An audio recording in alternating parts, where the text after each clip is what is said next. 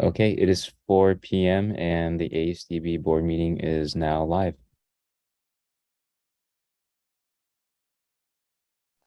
Hello, everyone. It is 4 p.m. now. It's time set for the special board meeting of the Asdb Board of Directors. Just quickly, I'll do the call to order. I don't see Suke here now, so I will do it. David Nigro is present. Lynn Davison. Lynn is not present. Aaron Wonders. Present. Present. Mike Gordon. Present. Dean Howard. Present. Suke Kneifel is not present. Linda Bove. Linda's not present. Brittany Buchanan. I'm present. And PV Chance. Present. Okay, great. So we have 2, 3, 4, 5, 6. So we can proceed. We'll go to 2.01 information and discussion item, non-renewal of contract with Desert Voices for preschool services. You know, on this one, you know, the reason that we're here today is the board was informed last week that the superintendent decided not to renew the contract for Desert Voices. As the board knows, Desert Voices is one of the nonprofits that provides education to some students on behalf of the agency. There is a preschool contract. There's also a birth to 3 contract that's not affected. This is just preschool. When we look at that, at who that affects, and really the reason why this had to be a special meeting and not you know, put on the July agenda, there are 3 children, 3 families that were set to go to Desert Voices, and next year in the, you know, starting in August, and now that's in jeopardy. They can't do that in the manner in which they were intending. So because there are 3 families that were affected by this, you know, I wanted to call the special meeting and talk about it. And I wanted to get you know, people's thoughts on it. You know, certainly for me, I'm not here to take away choice for families, especially with just a couple of months before the next school year. So I'm certainly very concerned about it, even if it were just one family. But here we have 3. So, you know, in this item, you know, the next item on the agenda, we'll talk about policy changes and why we propose some of those. But here, I just wanted to get the board's opinion on, you know, on this action or anything that anyone wanted to say about this topic.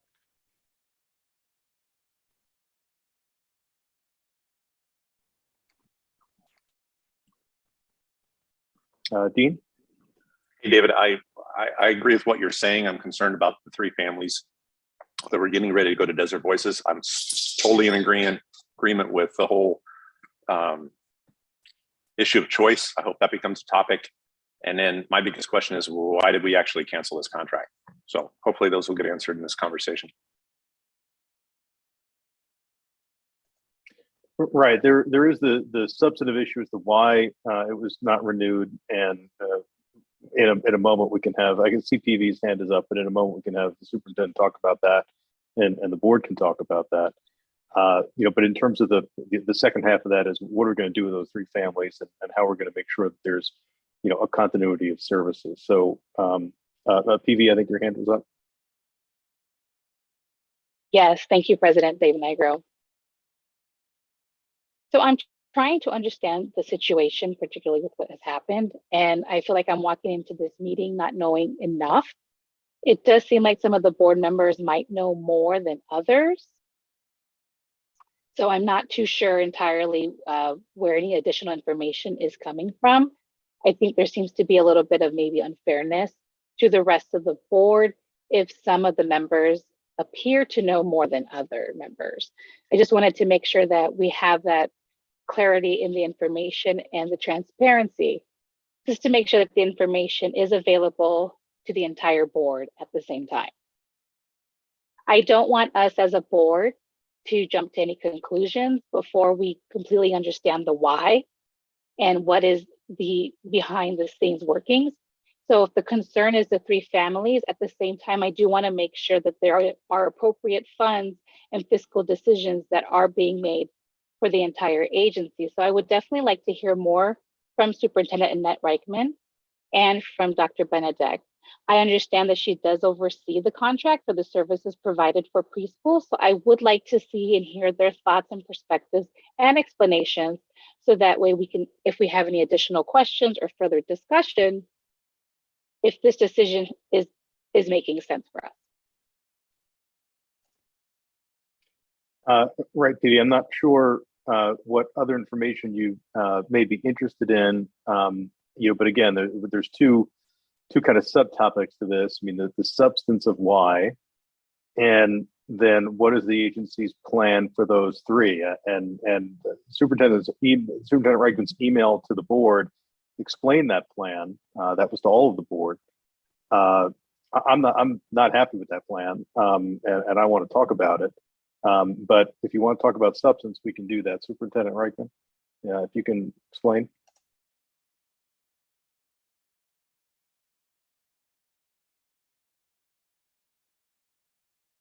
My goal as a superintendent are twofold. There are two goals. One of the goals is to provide the best educational support to all of our students at Asdb. My second goal is to make best use of the agency's resources. And that is the best use of the taxpayers' money. So that is how I framed all of my decisions here. That framework was also applied to the decision to take a look at the options of renewing the contract with Desert Voices. This is for their preschool services. I would like to now turn it over to Dr. Benedict, because her and I have been in conversation for almost a year about this decision. We did not make this decision overnight. We took a lot of time, thoughts, and consideration, and collected a lot of data to try to make sure that our impact on students were minimal. So Dr. Benedict. Hi, good afternoon, Superintendent Reichman and Assistant Superintendent Rex and Cooper, and Board President Nigro and members of the board. I want to first thank you for allowing me the opportunity to share more information about this decision. Before I go into anything though, I'd like to clarify whether or not everybody has received the summary that Annette provided. I don't know if she provided it just to President Nigro or if it went to the whole board, but it outlined the why. Has everyone seen that document? Yes, Dr. Benedict, that email went to the entire board. Okay, perfect. Thank you. So you have that to refer to. It outlines bullet points where we were 3 years ago, why we entered into this contract, what circumstances are now that led us to this decision, as well as the impact. One thing I want to clarify is the 3 students that are being referenced. That's actually not accurate, as that there are not 3 students enrolled there that are going to be going there again next. That's not an accurate statement. I hesitate to go into any detail there because there are only 3 students, and I would be completely breaking confidentiality if I went into any detail about those children, because there are so few of them. And so I want to hesitate to do that. But if you refer to the impact, you'll see in the first bullet point, there are more details there. Right. And we see that. I know that it's a very small number of children. There are 2 children that are slated. There are 3 children that would be there, are intended to go there next year, 2 of which would be new, one of which is there now. But my understanding from this email That student's being reevaluated, that placement might change. But it, at least as of the date of this email last week, it hasn't. And again, we don't have to talk more about it, but there are three, from the date in this email, there are 3 students who were expecting to be at Desert Voices starting in the fall and are now no longer going to be able to do that. Possibly, yes. 2 students whose meetings have been held. The district has decided on the LRE. The LRE was Desert Voices. I want to remind that the process hasn't started yet. The institutional voucher has not been applied for yet. Everything hasn't transferred over. The IEPs were just held in the last couple of weeks. I want to, I'm sorry, go ahead. I understand that the institutional voucher, I mean, we're 2 months away from the school year, but they're slated to go there. They're families and they believe that they are going there. Of course. And so let me explain a little further, and I apologize if some of you already know this, but the decision as to what the least restrictive environment is for a child is not driven by funding source. A district makes the decision as to what the least restrictive environment is for a child, and how it's funded isn't parents' concern. The district has to figure it out. And so those districts, I make very, very clear in every one of these meetings that I attend. And the only reason I attend is if a district is interested in Desert Voices or FBC, same applies there. They're interested in a possible placement there. The reason I'm at the table, at that point in time, I'm not part of the IEP team. I am a possible, we are a possible placement there to share what our options are. When it comes to the decision of the least restrictive environment, that does not involve ASDB, that involves the district and the family that are the IEP team.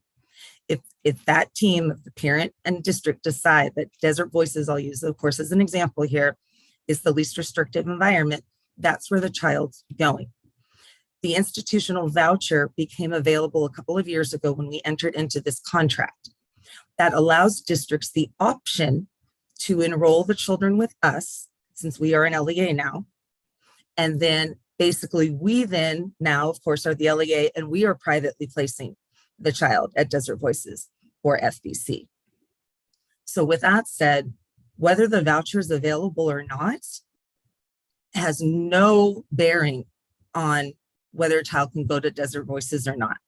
We of course know though, that there are many factors involved when districts make decisions. We all probably know that there are districts that are very open to looking at private placements for their students. There are districts that really want to keep their students in-house and do everything they can to provide services there. And certainly money is always a consideration. A district's always going to look out for their bottom dollar. There are multiple ways in which a child can attend Desert Voices or FBC. They can be institutionally vouchered through us. If the district so chooses, the district can privately place them there. There are many students that attend Desert Voices and FBC where we are not involved at all, where the district privately places them there. And then of course, in the event that the parent and the district disagree to the placement and the district does not agree to an out-of-district placement, then the family of course has their due process rights and they can unilaterally, while they go to mediation with the district if they choose, they may privately enroll themselves. They may unilaterally enroll their child at Desert Voices, just like FBC, if Desert Voices or FBC say that it's an appropriate placement that they can meet the child's needs. And then there are scholarships available and they work with families. I'm not involved in any of those decisions, as at that point, ASDB would not be a part of it. So with the not the canceling, but the not renewing, our contract was up will be up June 30th. And the decision to not renew, well, based on all of the factors that you saw in that handout, that does not mean those children won't go there. Their IEPs say that's where they're going. I understand that's where their IEPs say that they're going, but the way that they go there and the path that they go there is gone. And I understand that the district can privately place, but that is far more complicated than what you have described. And the reason for that is the amount that the agency pays to Desert Voices is a deeply discounted rate versus what districts will pay. So the Desert Voices came to us in January and gave a report. I'll refer to that right now. Their preschool tuition at that time, January of this year, was $33,975. That's what a district would pay to privately place at Desert Voices. The contract rate, the discounted full-time placement, was $23,783. That happens to be the amount of the voucher that the agency gets.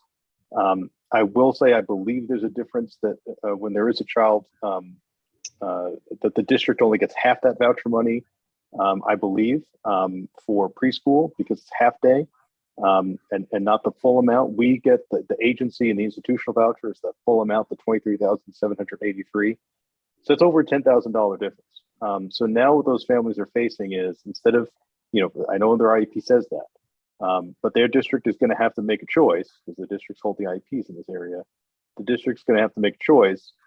Do I pay the extra $10,000 to privately place, or do I serve them in-house? Which they might do, or do I'm not sure what the other options are really. I know we have Zimmerman and that's it, but that's the financial reality of it. Their enrollment at Desert Voices is in no way guaranteed with the discontinuing of this contract. PV. This is PV. It seems like Dr. Benedict, you wanted to respond. I'll go ahead and let you have that opportunity to do this. Again, I want to emphasize that the decision as to where a child is educated is not driven by funding and where the money is coming from to send the child there. And like you just acknowledged, there is a lot to that, President Nigro, but that is the responsibility of the district. It is not ASDB's responsibility to make sure that districts are doing what they're supposed to do and make the appropriate decisions for children. We're there as a resource to provide our professional expertise when called upon. And for any district who just had a meeting and determined that the LRE was Desert Voices to turn around 2 weeks later and say, oh, it's not the LRE anymore, that's going to be very questionable. That's going to call things into question. The problem is we wouldn't even be having this conversation had we just renewed the contract and that child could go to Desert Voices, right? And PV wants to talk, and I'll let him talk, but the fact of the matter is, had the contract been renewed, that child could have gone to Desert Voices. Wouldn't have cost the agency a dime. We would have gotten the voucher and forwarded on to Desert Voices. And now that's in jeopardy. So PV? Yes, thank you, President Nigro. And I would also like to remind the board that we want to make sure that communication access is equitable. It's important that people do recognize that in the appropriate order that one is called on, that we do have equitable opportunities to speak. So please, if we can request to be fair to one another when we are putting in our input for the variety of board members. So with that said, I am trying to understand the fiscal component aside. With it being the school district responsibility, that aside, the contract itself even aside, can you help me understand, can ASDB provide the similar LSL services that Desert Voices is able to provide? Yes, and thank you for asking that. I live, eat, and breathe this every day. I have for the last year, both Desert Voices and FBC. And those two contracts, while they are set up similarly, they are different in that FBC has what we can't offer at this time. We have what Desert Voices offers. We didn't 3 years ago. We only had a few individuals in-house who were trained in strategies to promote listening and spoken language. They were new to us. They were primarily in our Birth to 3 program. We did not have the capacity. We also had a half-day program. We split children by age and not by language level. We did not have a scope and sequence. There were many, many reasons why we sought out and put out an RFP to see if someone could assist us in providing those services, with the intent to continue to grow our own capacity to provide that. We now have that. We now have a full day program with a scope and sequence with 30-minute rotations, just like Desert Voices does, of intense language instruction that, depending on the child's mode of communication, that 1-to-1 or 2-to-1 instruction is in ASL if that is what's specified on the child's IEP. It is spoken language strategies are used with that child, with another child in another classroom with another teacher, well-versed in that on their way to certification. And so we do offer those. The primary difference is when you're at Desert Voices, you will not see any sign language in the environment. At ASDB, of course, you will not see it in those 30-minute intense language instructional sessions, but you will see it on the playground. You will see it around the school because it's a deaf school. Dean? Or I'm sorry.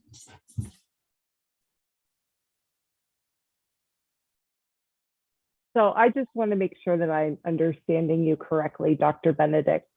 Currently at ASDB, you can provide an LSL program, and that was not provided previously. And I think that's a great significant improvement in the growth of ASDB. Currently, does ASDB have a gap in services that Desert Voices can fulfill or will need to fulfill? Again, no, we offer that.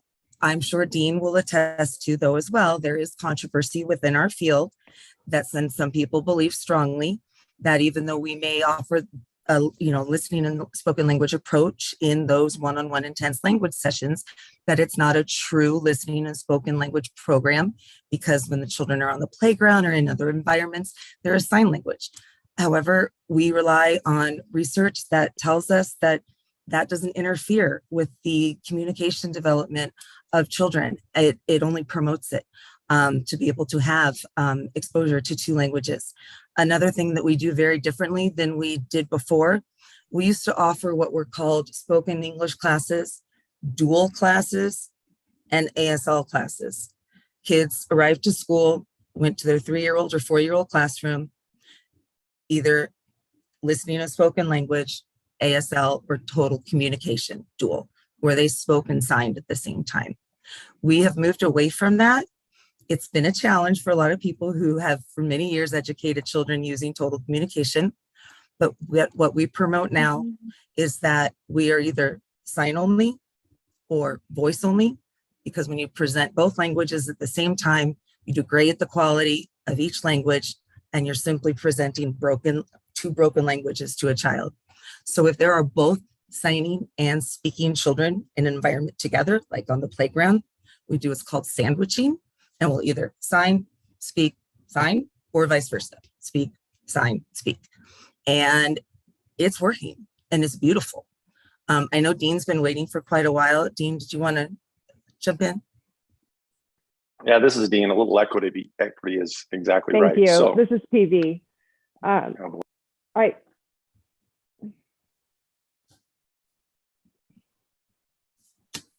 President Nigro, if you could establish some sort of order to how we can communicate. I want to make sure that everyone has an opportunity to add to the conversation and ask their questions.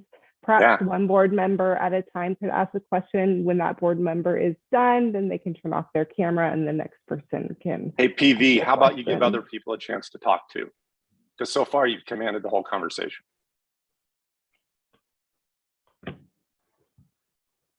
Okay, I don't appreciate the accusation. I'm a little baffled because initially, when the president was talking, I was waiting to be recognized, and I want to make sure everyone has equal opportunity in order to make sure that you are recognized and that we have a clear means of communication. And if that means the president needs to call to order, I would like to make a motion that one person be able to ask their questions and move on, or and allowing that person to finish their questions for clear communication access. PV, this is David Nigro.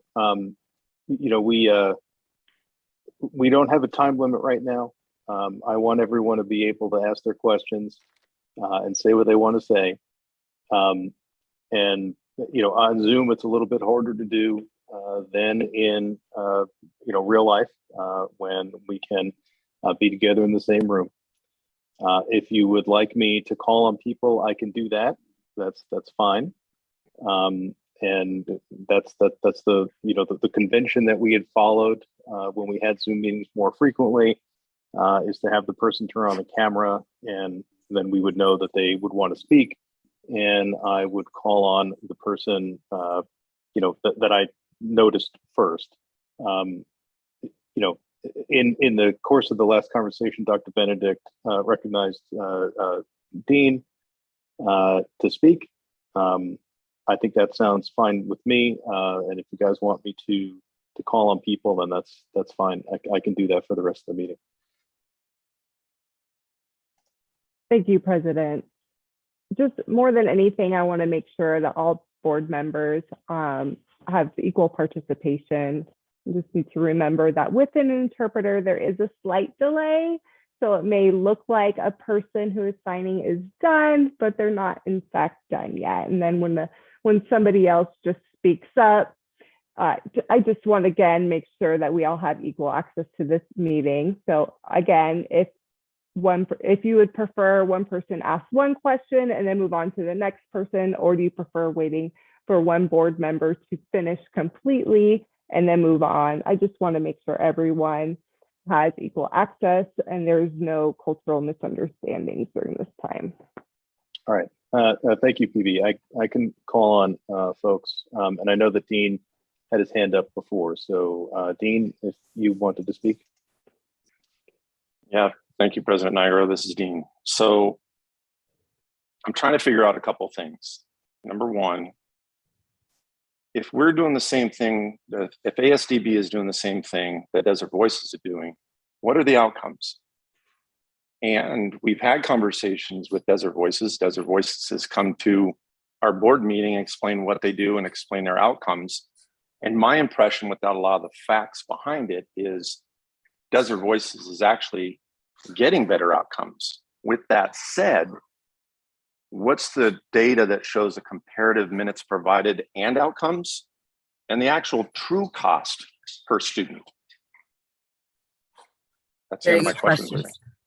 Thank you, Dean. I will speak to part of that, and then I'll let Sheena speak to the financial piece of that, because the dollar amount that President Nigro has referred to does not calculate the cost that we now incur because we are an LEA. We now transport. Desert Voices has no related services. So if a child needs OT, PT, anything else, we provide that. We have to provide school psychologists in the event an evaluation is needed. So there is a lot, many more indirect costs, my time, my staff's time, and that does not account for that. But I'll let Sheena go into more detail. But I can respond to your question about outcomes, because that is what it's all about, right? And Desert Voices serves a very different population than we do. We have a variety of children who come to us, some with no language, some with very minimal language, some from homes where there are 3 languages used, English, Spanish, and sign. That's not the typical demographic profile of a class that starts at Desert Voices. They have had a few students, and again, this is very difficult because I do not ever want to come near to crossing the line of breaking confidentiality. And when you're talking about a very low incident population, there's risk at doing that. But there have been instances where children who have gone there who had a few more needs than just the impact of their hearing loss on their language, that they have ended up going back to the district. Desert Voices would be the first to say they did not have the capacity to serve these children. They did not have the background or the knowledge. I am seeing in our own program, as the students that come to us who are more and more and more involved, that we too are having difficulty, but we take all of these kids. So if you look at the overall outcomes of our group and their group, it's going to be different. Now, if we disaggregated that data and we just looked at those children in our program that had a similar demographic profile to the Desert Voices children, I can have that to you in July As you know, as part of the strategic plan, we've been participating in Odyssey, and all of the data is in now from the fall and the spring. I can tell you anecdotally that it looks very, very good. I can also tell you that I attended all of our preschool graduations last week and just yesterday. Yesterday, I attended our preschool graduation in the East Valley, and I want to take this opportunity to commend Cindy Drew and her instructional assistant, Tommy. They are the most incredible set of educators. They are out there all by themselves doing this day in and day out. And they were tasked with doing what PDSD did, and that's going to a full day. And that was serving the needs of both children who just spoke and children who just signed. And they started the year with 4 children, ended with 7. They had 4 graduate yesterday. I witnessed the most incredible preschool graduation, not to say anything, the ones at Asdb and PDSD were great too, but what she accomplished in the same room with children who had completely different needs, the way she used her space, the way she used her aid, she was able to provide the instruction that children needed in spoken language and the instruction that children needed in ASL because her aid is deaf and she signs as well. The children were all up doing their performances.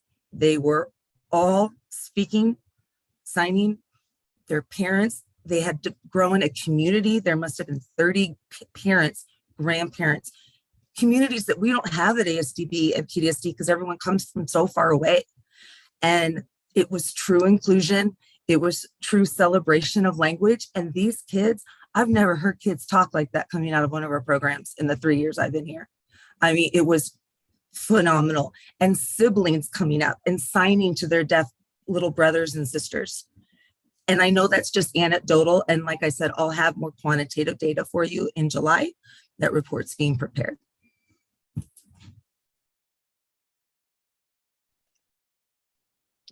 Phoebe?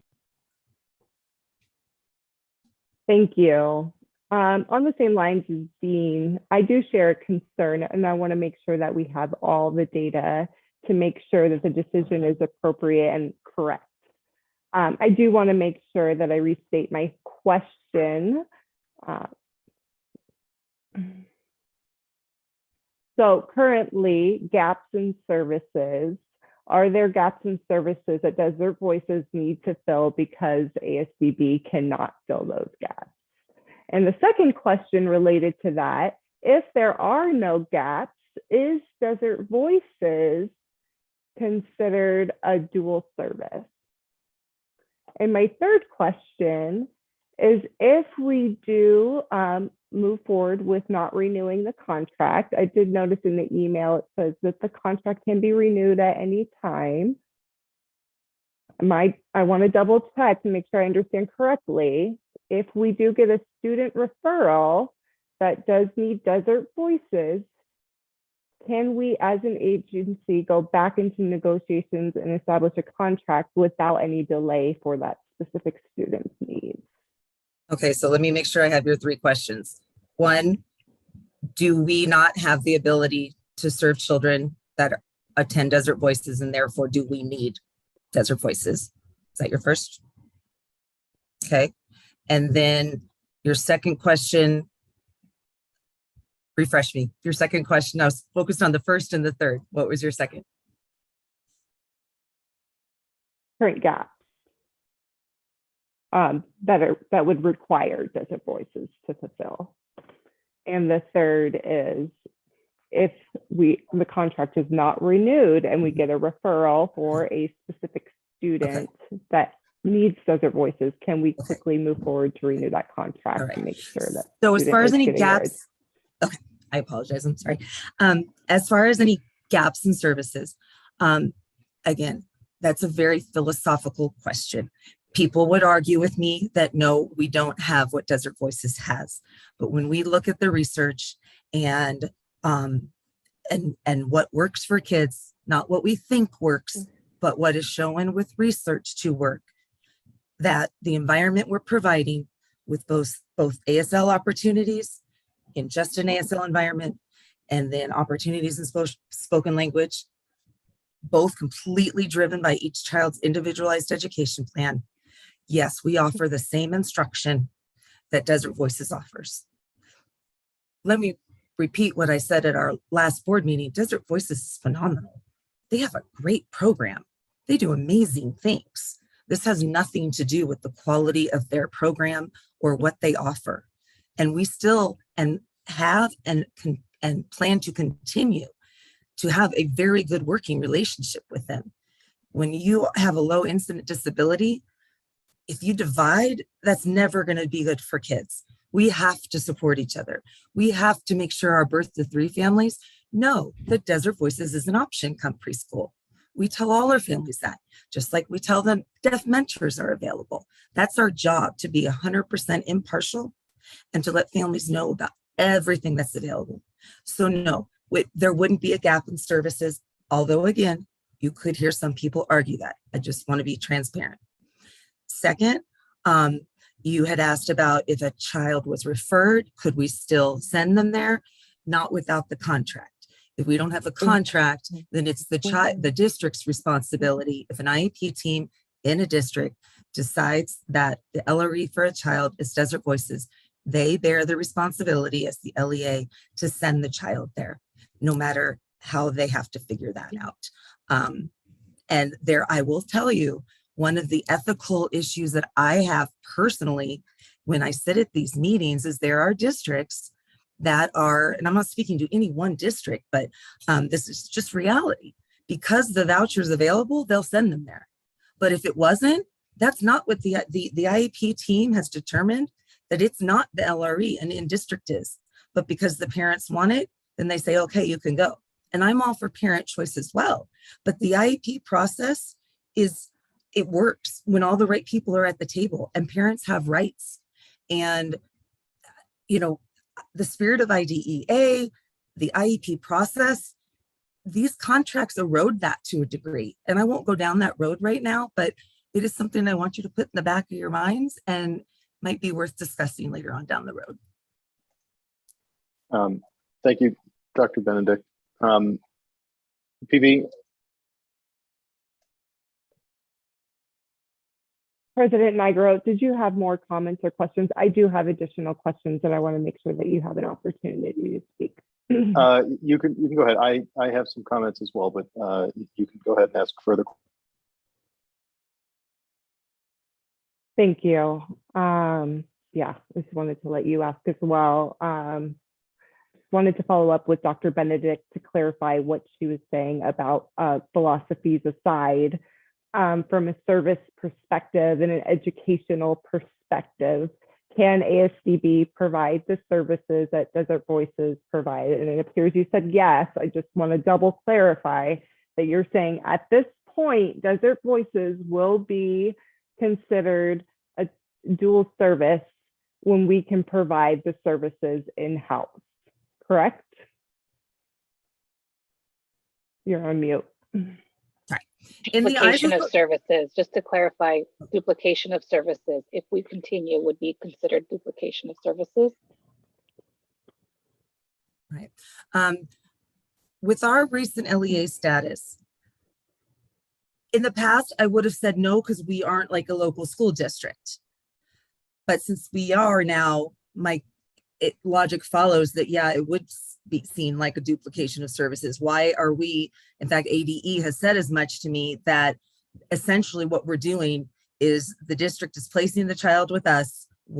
It's just like the child's a resident of our district. And now we are privately placing them at a program that we have. So yes, if you follow that line of thinking, yes, but I'm not a judge.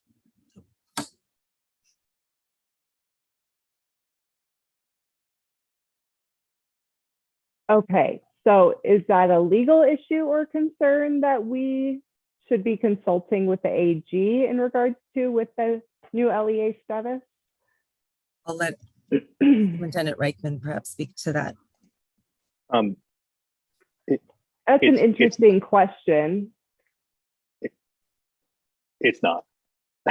I mean, that's the simple answer. PB, are you finished with your questioning for now?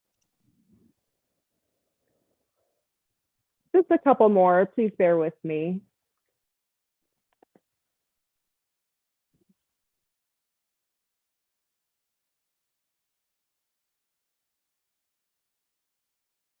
So if the contract is not renewed and the student or parents are wanting Desert Voices based on the IEP team's decision, and in that process, parents still have the ability to choose Desert Voices, does that mean that ASDB no longer is in the middle?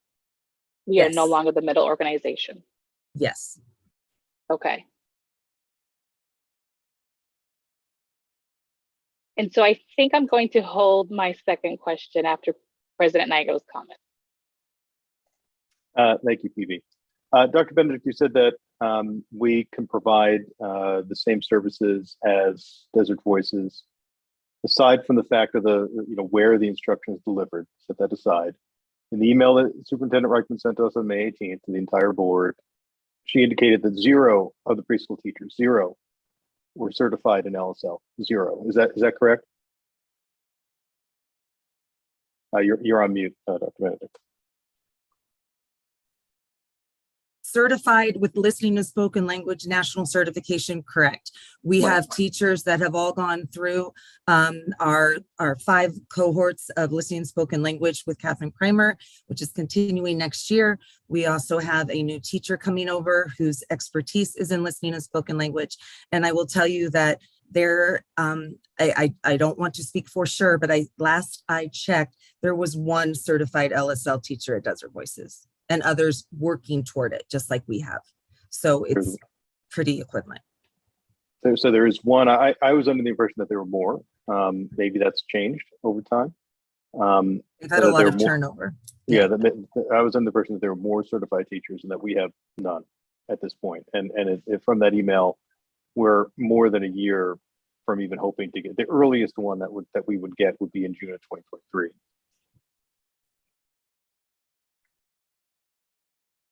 Correct. Right. And those are birth to 3 teachers who work with our preschool teachers, and will continue to support that process. We even have our LSL certified individual that's down in Tucson. She supports the entire ELP program. She was even supporting the co-op this last year in Yuma, working with those teachers whose students they were serving in the public schools used listening and spoken language. Okay, so there are some differences. Dean, I see that you had your hand up. Yeah, I was going to let you finish. This is Dean. Before I had a follow-up question to that comment Dr. Benedict just said. So Desert Voices does not have teachers, or did I hear there was only 1 teacher that is certified in LSL? So they're all certified teachers of the deaf. But and again, I don't want to misspeak, so I would have to get that information from Deanne Chapman. But okay.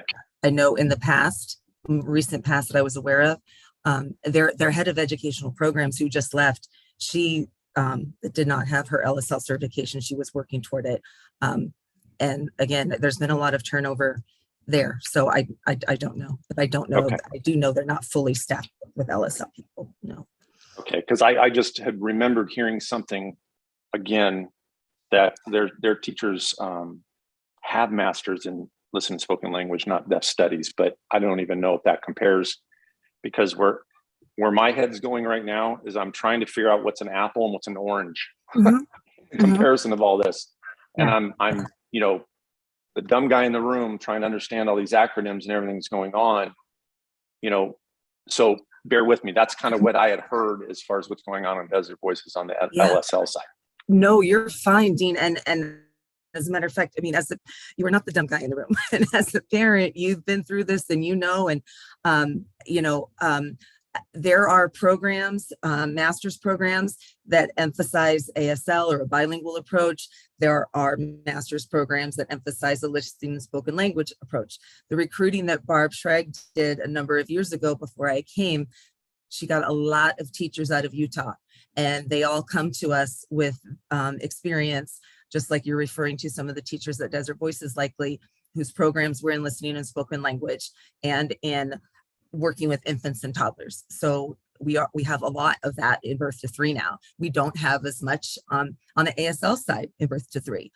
That's why we work very closely with the deaf mentor. So, we're not perfectly, it's hard to be all things to all people. So we have these partnerships in-house and externally to make sure that we can provide. And I know that no one here knows me more than you've seen me speak a few times in the last 3 years. But I can tell you that anyone that knows me, and having been in this for almost 30 years, that I would never take an opportunity away from a child to go somewhere. And if I thought this contract was going to make that happen, they're not renewing it, I never would have been a part of this decision. And I know you just have to take that as face value, but I felt I needed to say it. Thank you, Dr. Benedict. So I think what we're hearing is that although the agency's LSL capabilities are much improved over several years ago, they aren't the same, and it's Desert Voices is another option, even though there is they're both LSL or LSL like, they're not duplicative.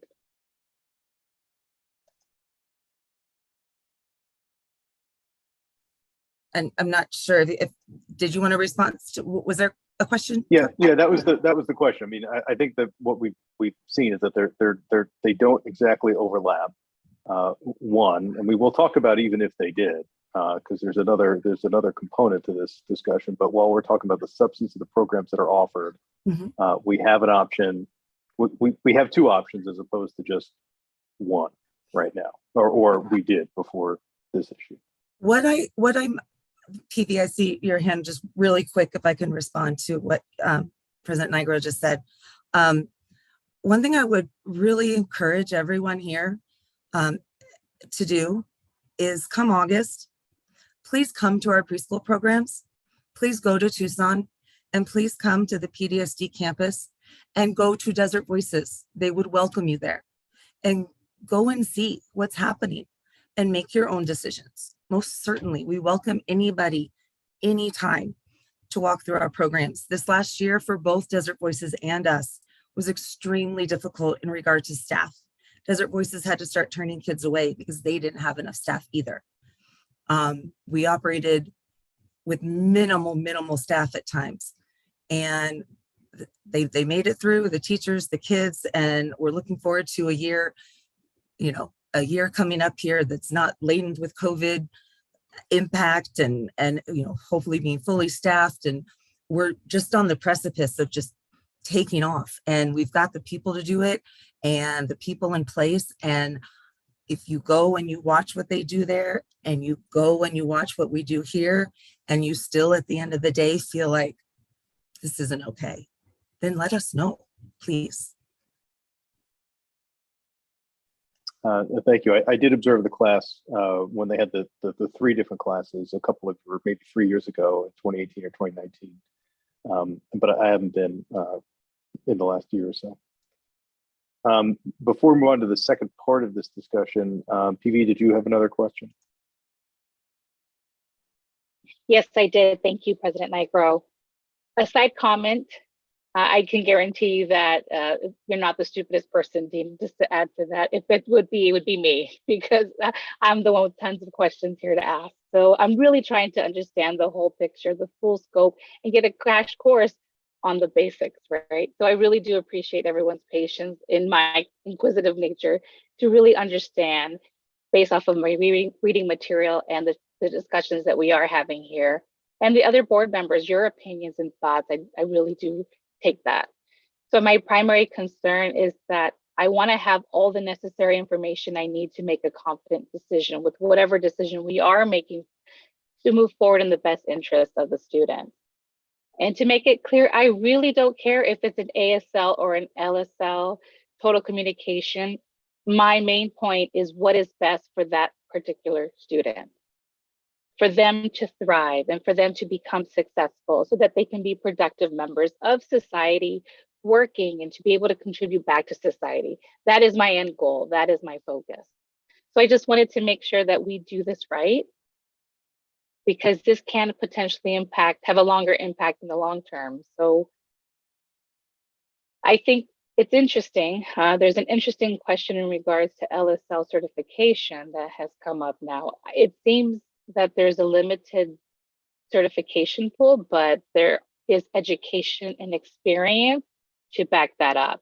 So now my perspective is how many of those teachers at ASDB, whether it's campus, Tucson, PDSD, how many of those teachers actually have ASL certification?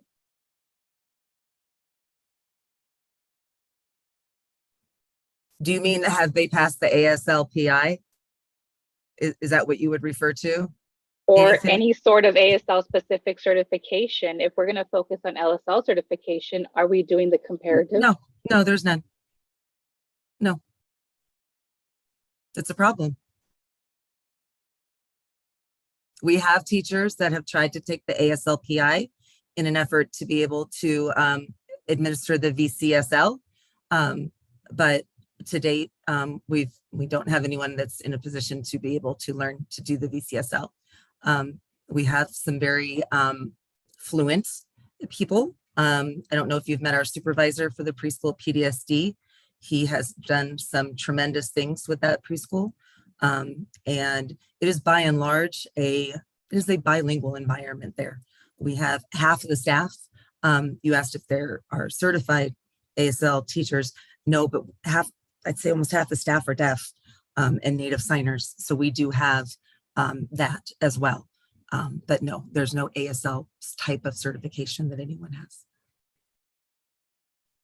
I appreciate that response, Kendra. And the reason I ask is because as the only deaf person in the board today and growing up signing or not signing, I don't think that we can do a distinct comparison because we need to fully understand what it's like to teach language appropriately with the grammar, appropriate processes, appropriate rules and structure of a language, etc.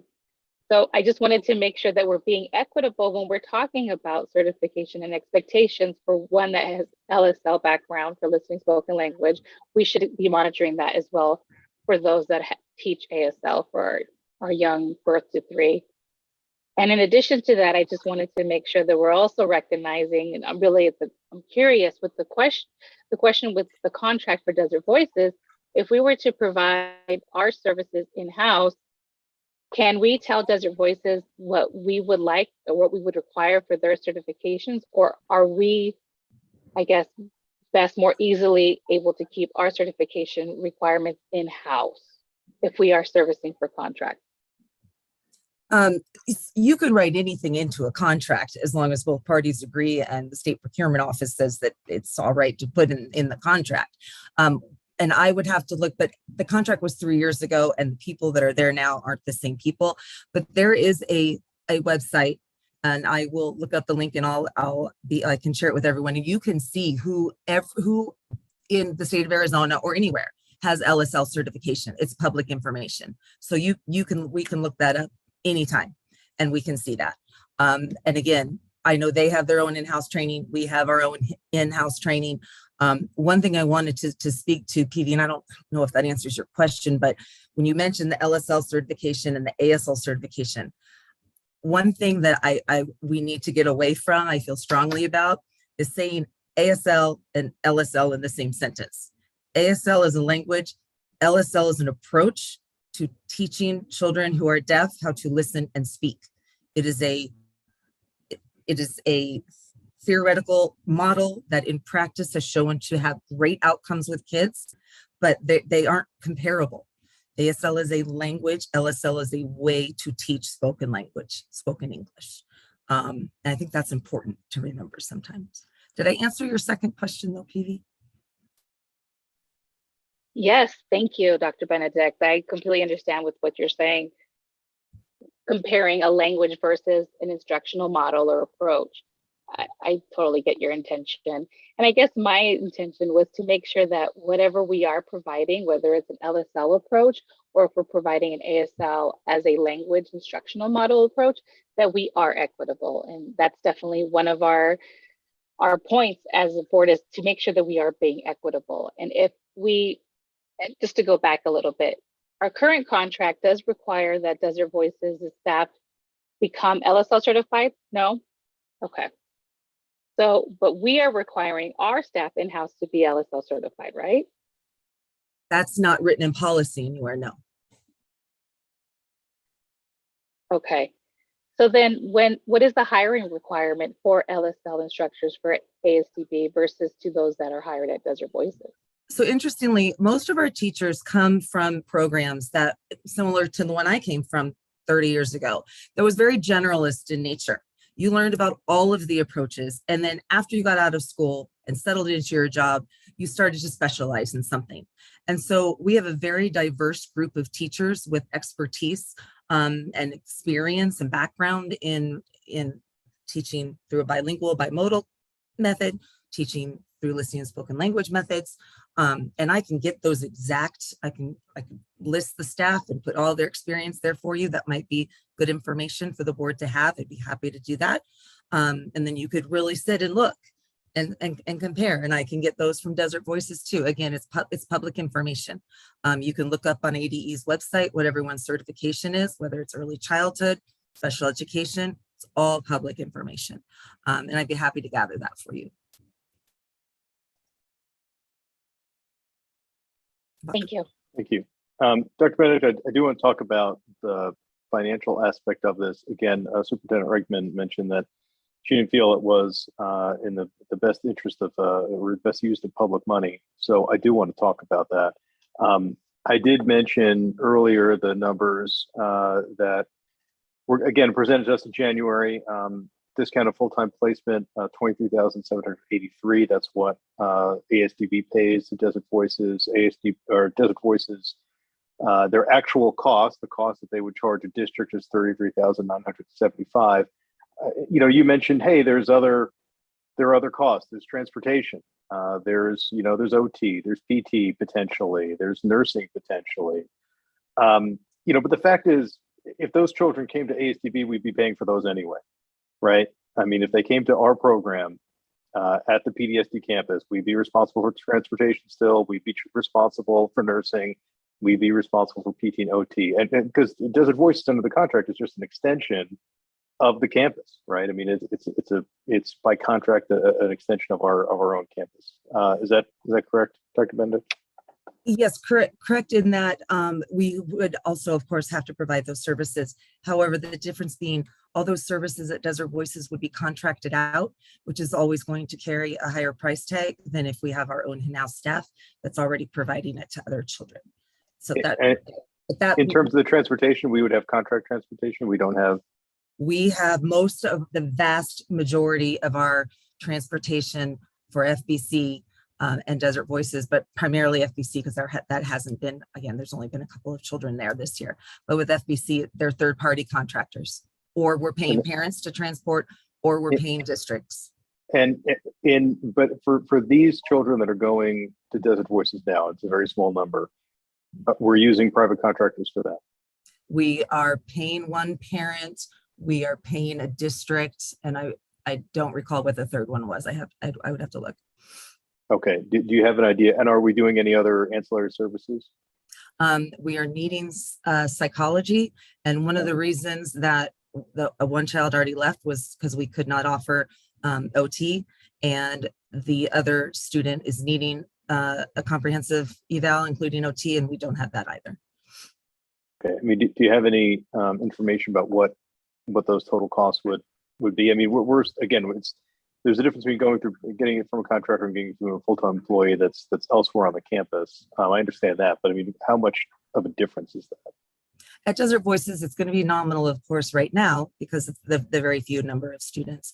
But I can tell you that added to the cost is the time and the likelihood of probably not finding someone. We've had an open OT position at PDSD for months and months and months and months. And so much so the pressure on the OT we had that remained just left.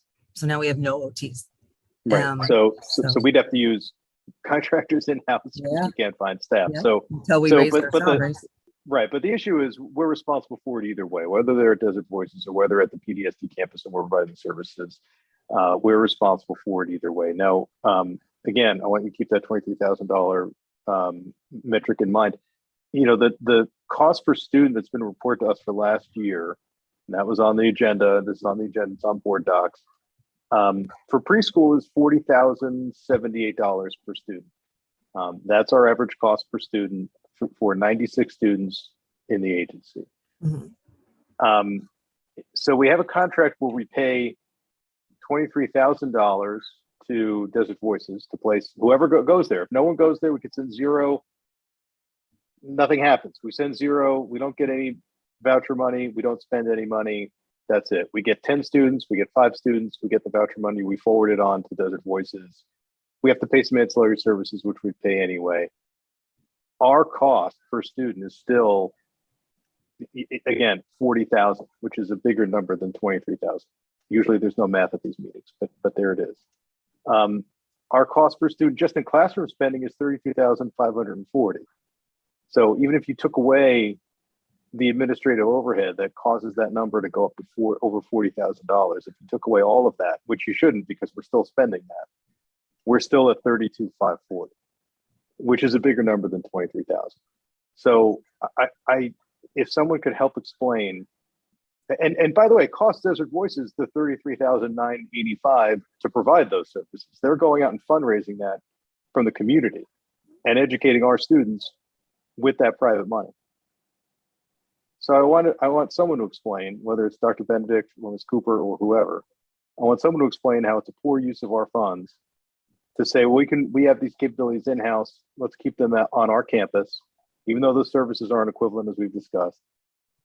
And we're going to spend $40,000 per student as opposed to just $23,000 through the placement at Desert Voices.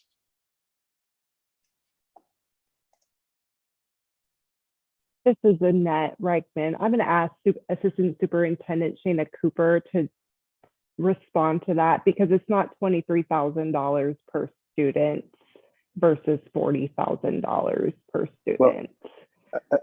Well, but let's have Assistant Superintendent Cooper really go through and explain the numbers. That way we can have a better understanding of what it means when we look at the average cost per student. Superintendent Reichman, Desert Voices presented to the board in January and gave a slide that had that number on there, which is about what the voucher amount is. Are you saying that number is not accurate? That it's not, the tuition is not $23,783? President Nigro. That doesn't include transportation and additional costs. So I will turn it over to Assistant Superintendent Cooper to explain more in detail. I understand it doesn't include tuition and other costs as we explained, which we'd incur anyway. But with Ms. Cooper, you can speak to that. But the number is 23. If I just want you to tell me first, is that tuition number not $23,780? That number is not correct. Okay. President Nigro, back in February, we issued an amendment to Desert Voices.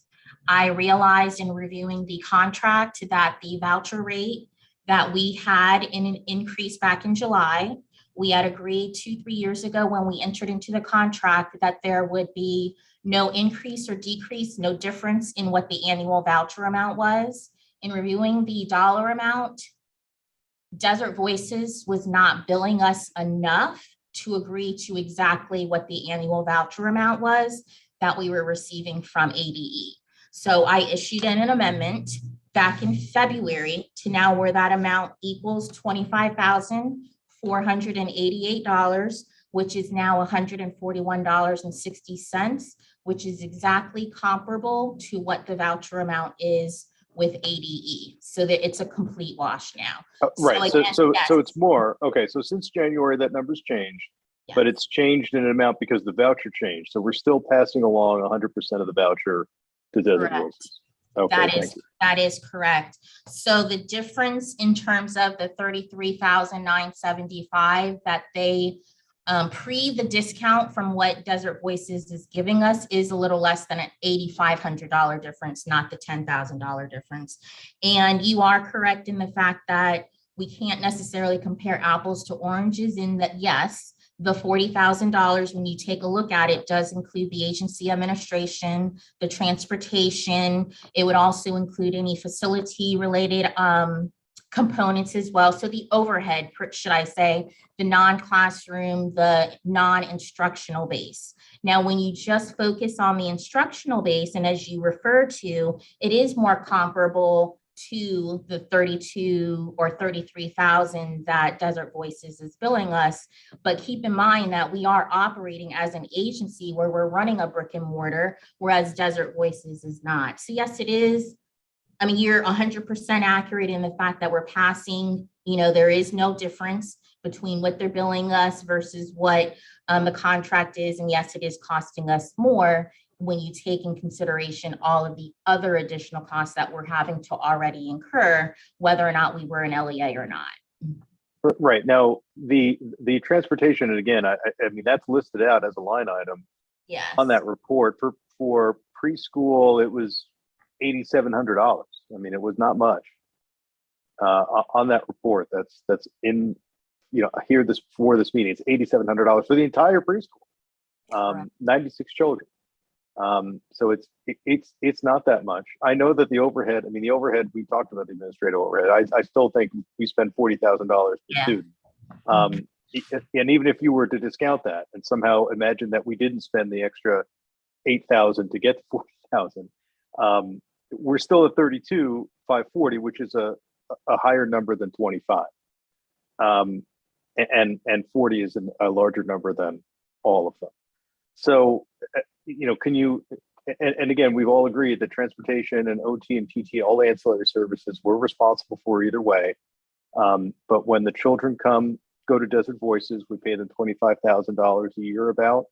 And when they come here, we end up paying them just for the instruction, for the classroom instruction, we end up paying costing the agency $32,540. And then overall, including the administration, $40,000. So how is it a poor use of resources to spend far more cost per student by educating them in-house than doing it in the private sector?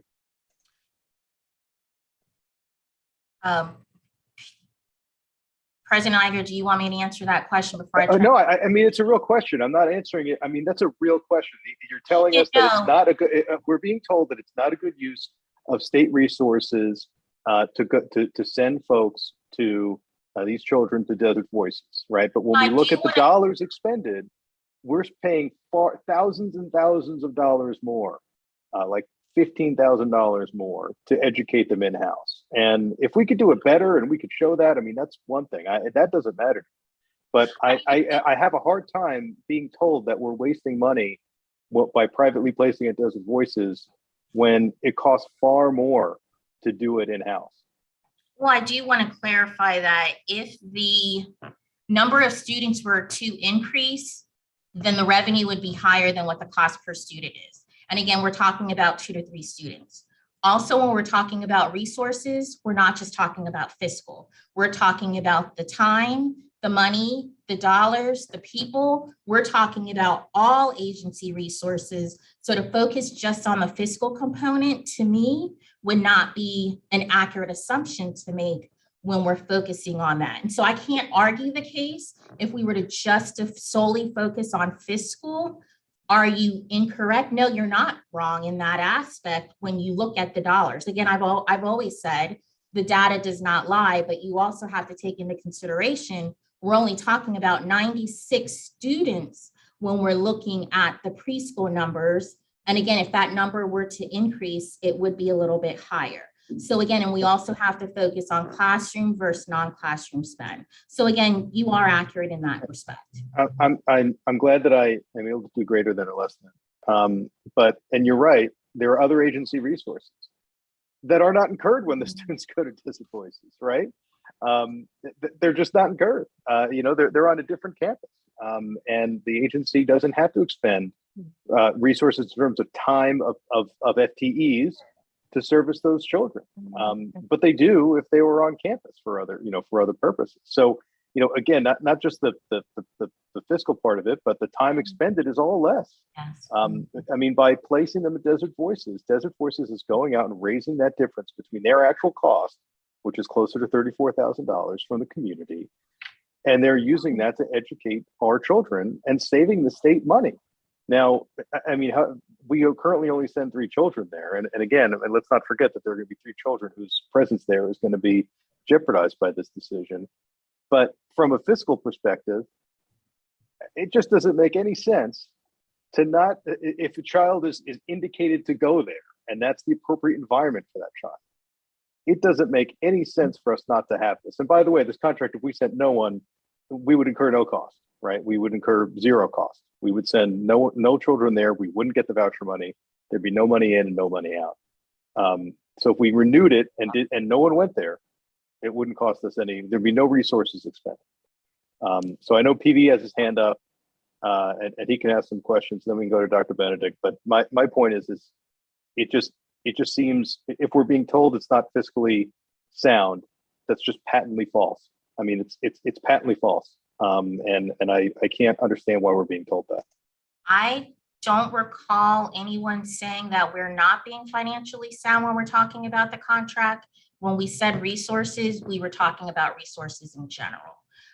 So again, I agree with you wholeheartedly. Yes, it is costing us more if we were to bring those services fiscally internally. But again, we would have to look at things holistically, taking into consideration the programmatic, the educational, as well as the fiscal resources to operate the program, as what Dr. Benedict alluded to.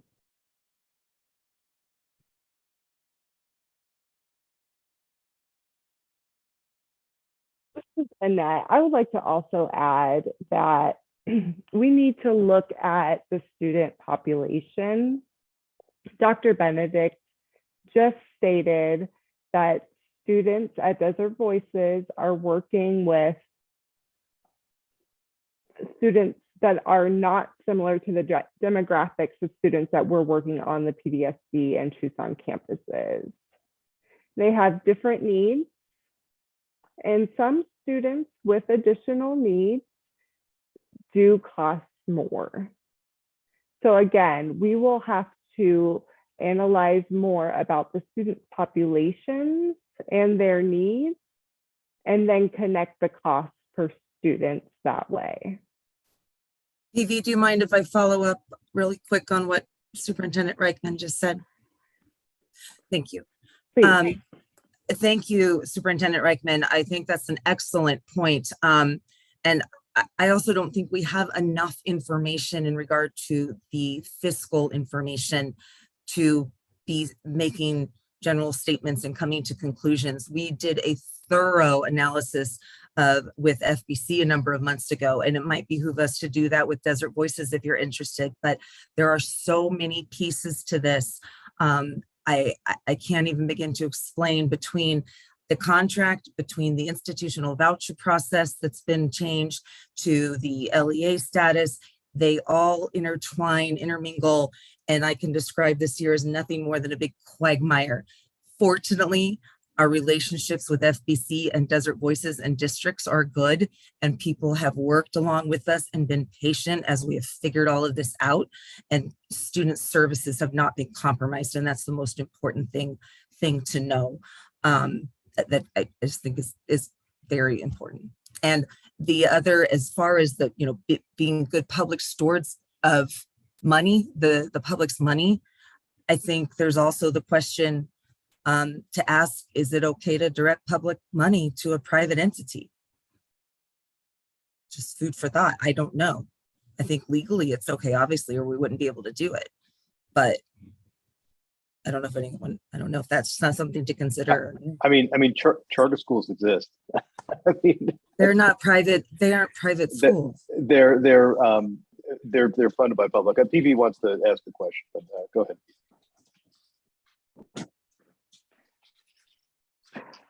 Thank you. I do want to emphasize again the importance of being equitable.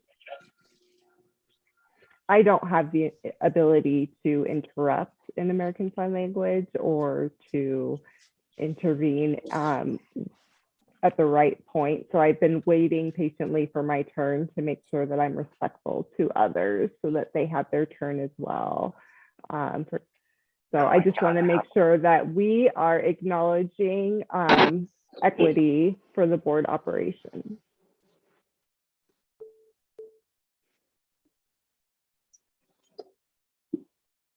So Ms. Cooper, I'm trying to understand the fiscal aspect. Assistant Superintendent Cooper, and I would like to ask some clarification.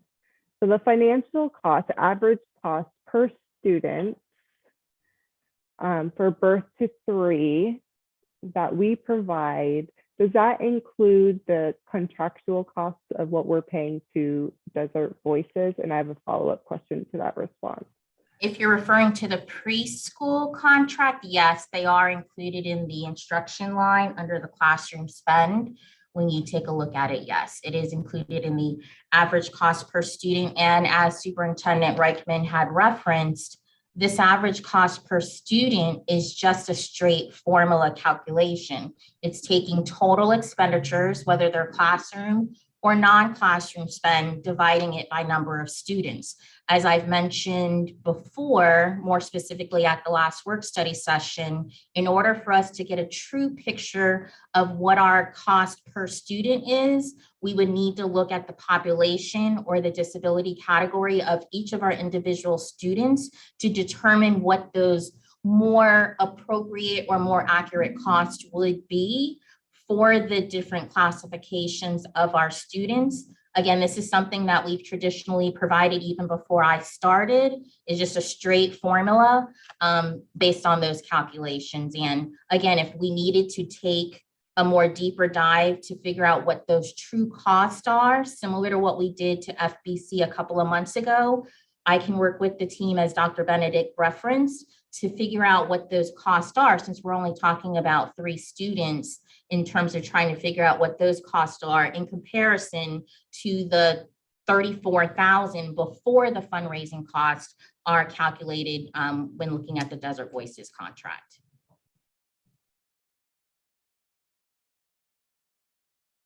Okay, thank you for helping me clarify that. Okay, so we know that we have specific costs that we have to pay for staff and for resources available for the campuses, for the programs and curriculums, et cetera.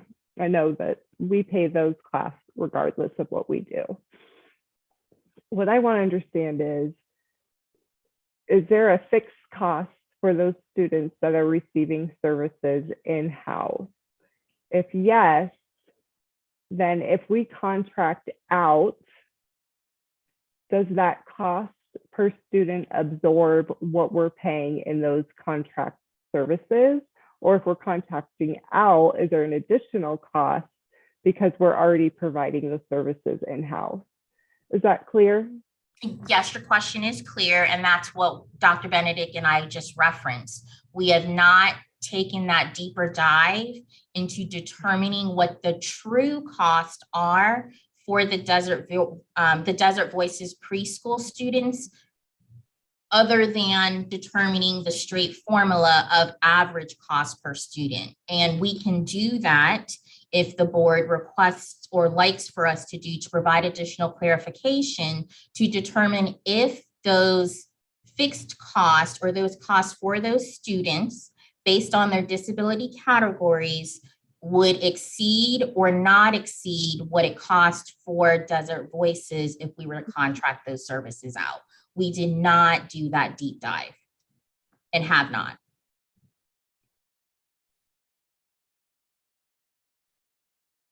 Okay, just another follow-up, and then I'll hand it back over to you, President Nigro. So from what I understand that you just said is we have an agency that actually has fixed costs. We just don't know what that cost is. And on the other hand, we don't know if Desert Voices is charging additionally because there are contracting out additional resources for resources that we already have in-house. I'm not quite sure. Dr. Benedict would probably know the answer to that latter part of the question in terms of what additional services that Desert Voices may be contracting out that they may not be able to provide themselves. I'm not quite sure. Okay, let me clarify the question. So we have fixed costs for in-house services, and we know we have to pay. Those are resources that we are already paying for, right? Yes, that's correct. So if we contract out services, is that considered an additional cost on top of the fixed costs that we're already paying? I would not think so, because the other fixed costs that I'm aware of would be those other related services. As Dr. Benedict mentioned, the psychology services, any nursing services, any OT services, the transportation. I'm not aware of any other cost that would be above and beyond what we would be required to pay to Desert Voices. So that would be incorporated in the fixed cost calculations if we were to take a look at it. Okay, thank you. That was my point. I think the answer is yes, because that means we are paying for those services in-house already. And then in addition to that fixed cost, we are paying that $24,000 per student to attend Desert Voices, correct? Correct. Mm-hmm.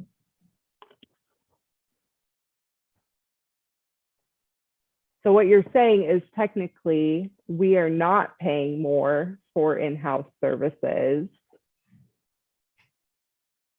We are taking advantage of additional resources, and we are paying out rather than using our internal resources. Again, I would feel more comfortable answering that question once we take a look at the numbers to determine all of the ancillary costs to provide the services for that student, to determine whether or not that statement is correct. On the surface, it sounds like the answer would be yes. However, again, I would prefer to look at the data to confirm that statement.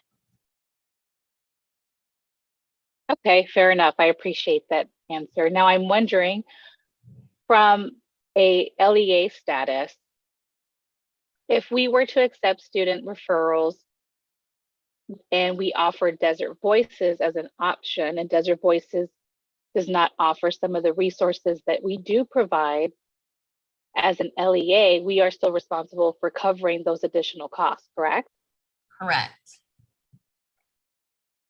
And so as a counter argument, if the school district IEP team decides that they are sending a student to Desert Voices themselves directly, who is then responsible for those additional costs? Kendra sending the school district. Okay, so that means, in my view, we should be considering the school district as a potential benefit because of what we're servicing now as an LEA, which means that we have a legal obligation, in my opinion, to make sure that we are providing services that we can provide. And if the school district or the parents feel that ASDB cannot meet that need, then they should be able to go straight to what it is that meets that need for that child, instead of having to go through a second or third group, is what I'm understanding is happening now with our current contract, correct? That's my understanding. Yes. But Ms. Cooper, that's not really correct, right? And it's not correct for two reasons. The first reason is when we're the underlying school district has to privately place at Desert Voices, again, for that higher rate, the full freight rate of $33,975. They're not paying $25,000 like we are. They don't have the discounted rate like we are. So the LA has to pay substantially more to Desert Voices than we are. That's the first part of it. The second part of it is my understanding is the LEA's voucher. The LEA's voucher for that child in preschool is only half the amount because the state pays for half of preschool. But our institutional voucher is the full amount, the amount that they would get were they in kindergarten. So the other LEA, their home school district, is going to have far less resources, far fewer resources, half of the 25,000. Whereas we have the full 25,000 and we just pass it on to Desert Voices. So I mean that's where we are. And the other point, while we're here, the fixed cost, our breakdown is really good that you provided, Ms. Cooper, because we don't have anything charged for facilities or dorms or food services for preschool. The only after classroom instruction, the only add-ons we have is $8,798 for facility charges. I'm sorry, for transportation charges, and $33,277 for agency administration. That includes HR and IT, but not the overall agency administration charge, which brings us up to, which is $681,000. So in terms of the fixed costs, they're all there and outlined in that calculation. This is the data that we run the agency from, right? I mean, that's why we have this data. That's why we have a strategic plan for you to make these things. So in any event, what I'm saying, my point is, the school district, even though the child can go back, these three families can go back to their school district is going to be getting far fewer resources than we do. They're going to be paying Desert Voices far more. And that might not work out for that child. It is not at all clear that those three children are going to end up at Desert Voices next year because of this decision. Go ahead, Peter. I did just want to clarify again, the calculations is just an average cost, taking all expenditures divided by total number of students. And in order to get a truer picture, we would need to look at the individual costs by the various categories. And again, as Dr. Benedict had mentioned, it should not be, the decision should not be solely focused on what funding or resources ASDB can or cannot provide. And I'll leave it there in order for Dr. Benedict to provide her response. Then I think we can turn it over to PV. Okay, thank you. Thank you, PV. 2 points I wanted to make that I think are critical to this discussion, that if we do take a deeper dive into this down the road, we should consider. One, if a child's considering placement in our program or Desert Voices program, because we offer something similar, we lose that student to Desert Voices, we lose a voucher. That voucher translates into revenue for us.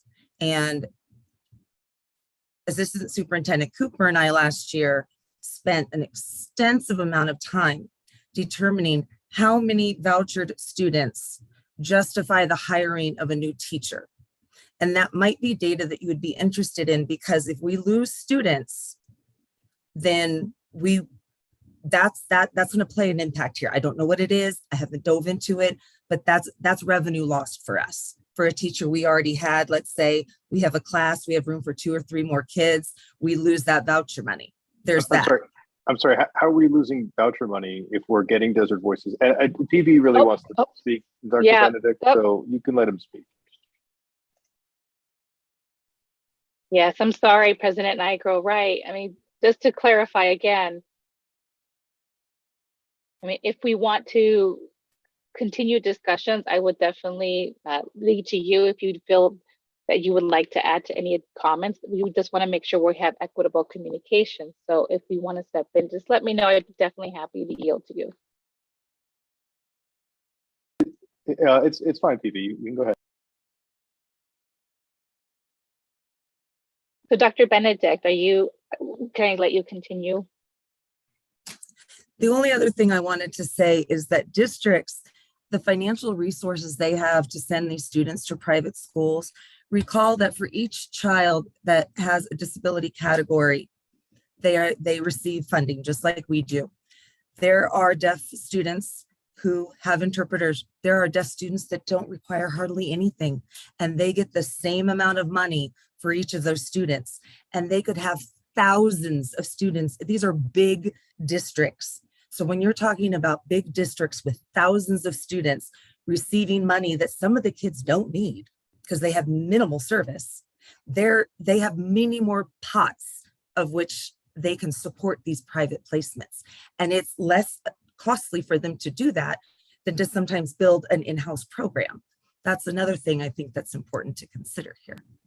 Well, Dr. Benedict, I mean, we've just been through this. I mean, it is more costly for them, right? We have a contract with Desert Voices that's heavily discounted, about $8,500. from what they would charge districts. Now, I know that districts have other money. We all know how the capitated payments work. But at the end of the day, it's going to cost districts $8,500 more than it would cost us. And that's not even counting that's not even factoring in that they get less voucher money than we do. This is an easy, this system, this contract is an easy, low cost way to place students into Desert Voices in this case, and leverage the generosity of the community for the difference. I mean, that's what we're talking about here. Either way, it's going to cost the district more and their taxpayer base more, or it's going to cost us, the agency more to do it in house. I mean, we've just been through this. There's no disagreement. The facts of the numbers are not in dispute. So, again, I think we've talked about the cost and the financial aspect of it, and we've talked about the differences in services, and that's where we are now. So, PB, unless you had any other questions, we can kind of sum up and move on to the next topic. Yes, so I would like to clarify now. I would disagree with that.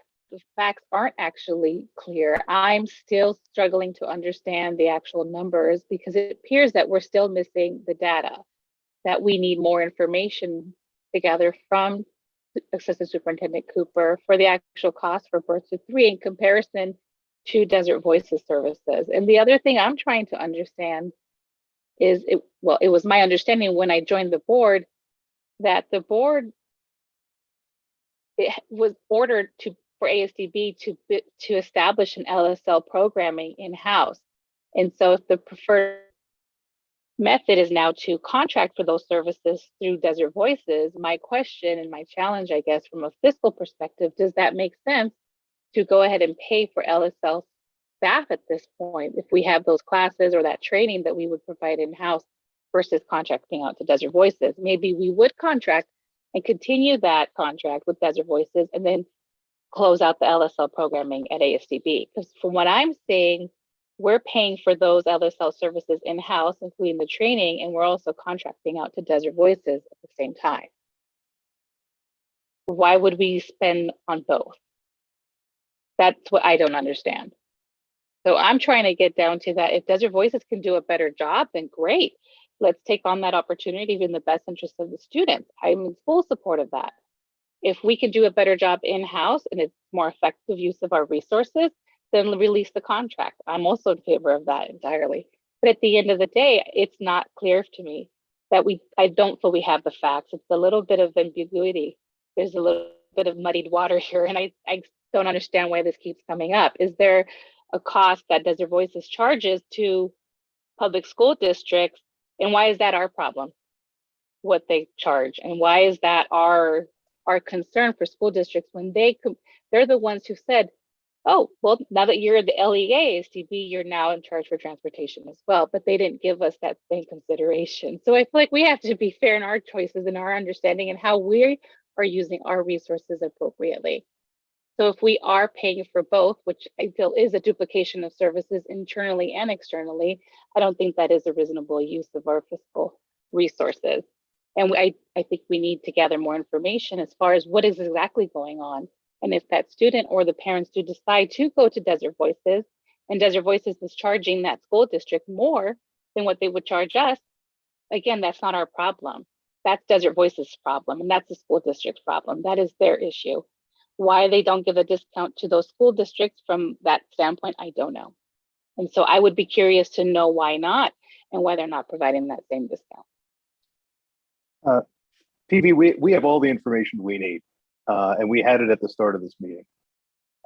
There's nothing else that we need more to I mean, one, there's whether or not we even have a decision to make. I mean, we could talk about it. It's not an action item. We can't do that on this item here.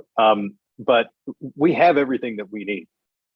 It is our problem that Desert Voices will charge the LEA more, the local school district more, because that means that the student may not get to go there. And the student may be placed in a different setting than what they were expecting, at least these three. And that's an issue. And why does Desert Voices charge that? Because that's a real cost. Teacher and labor costs have been up quite a bit in the last several years. Costs have gone up quite dramatically, and that's the real cost. This contract was done a number of years ago, and that's the cost that we have on this contract. So we're happy that we're able to leverage. We should be happy that we're able to leverage the generosity of the community to help educate our children. But it is our problem because those children won't get served, and you know that bothers me. That's why I'm on this board, because I want to see children have options. I want to see parents have options. I want to see these families have options, and I want to see that they're appropriately educated. We have LSL. Desert Voices is not the right choice for everyone. That's why we have them, but they are the right choice for some. That's why we have them as an option, and it costs us nothing. It's again those costs of transportation, of ancillary services. We bear that cost whether they're on our campus or they're somewhere else. That's the fact of it. It costs us far more. And again, you take a look at our own data that we have and that we produce. We run the agency on, and that data shows us that it costs us far more to produce this education. Now, I believe we have more LSL students on our campuses, and that's great. I'm happy to see that we've improved those offerings. I really am. I think Dr. Benedict's done a great job in the last few years building up those resources and really changing that program. She's done a lot of what we've asked her to do, and I'm proud of that program. But if there are children and there are families where Desert Voices is the right place to go, it seems to me that at an option that costs us nothing, that we should still have that. PV?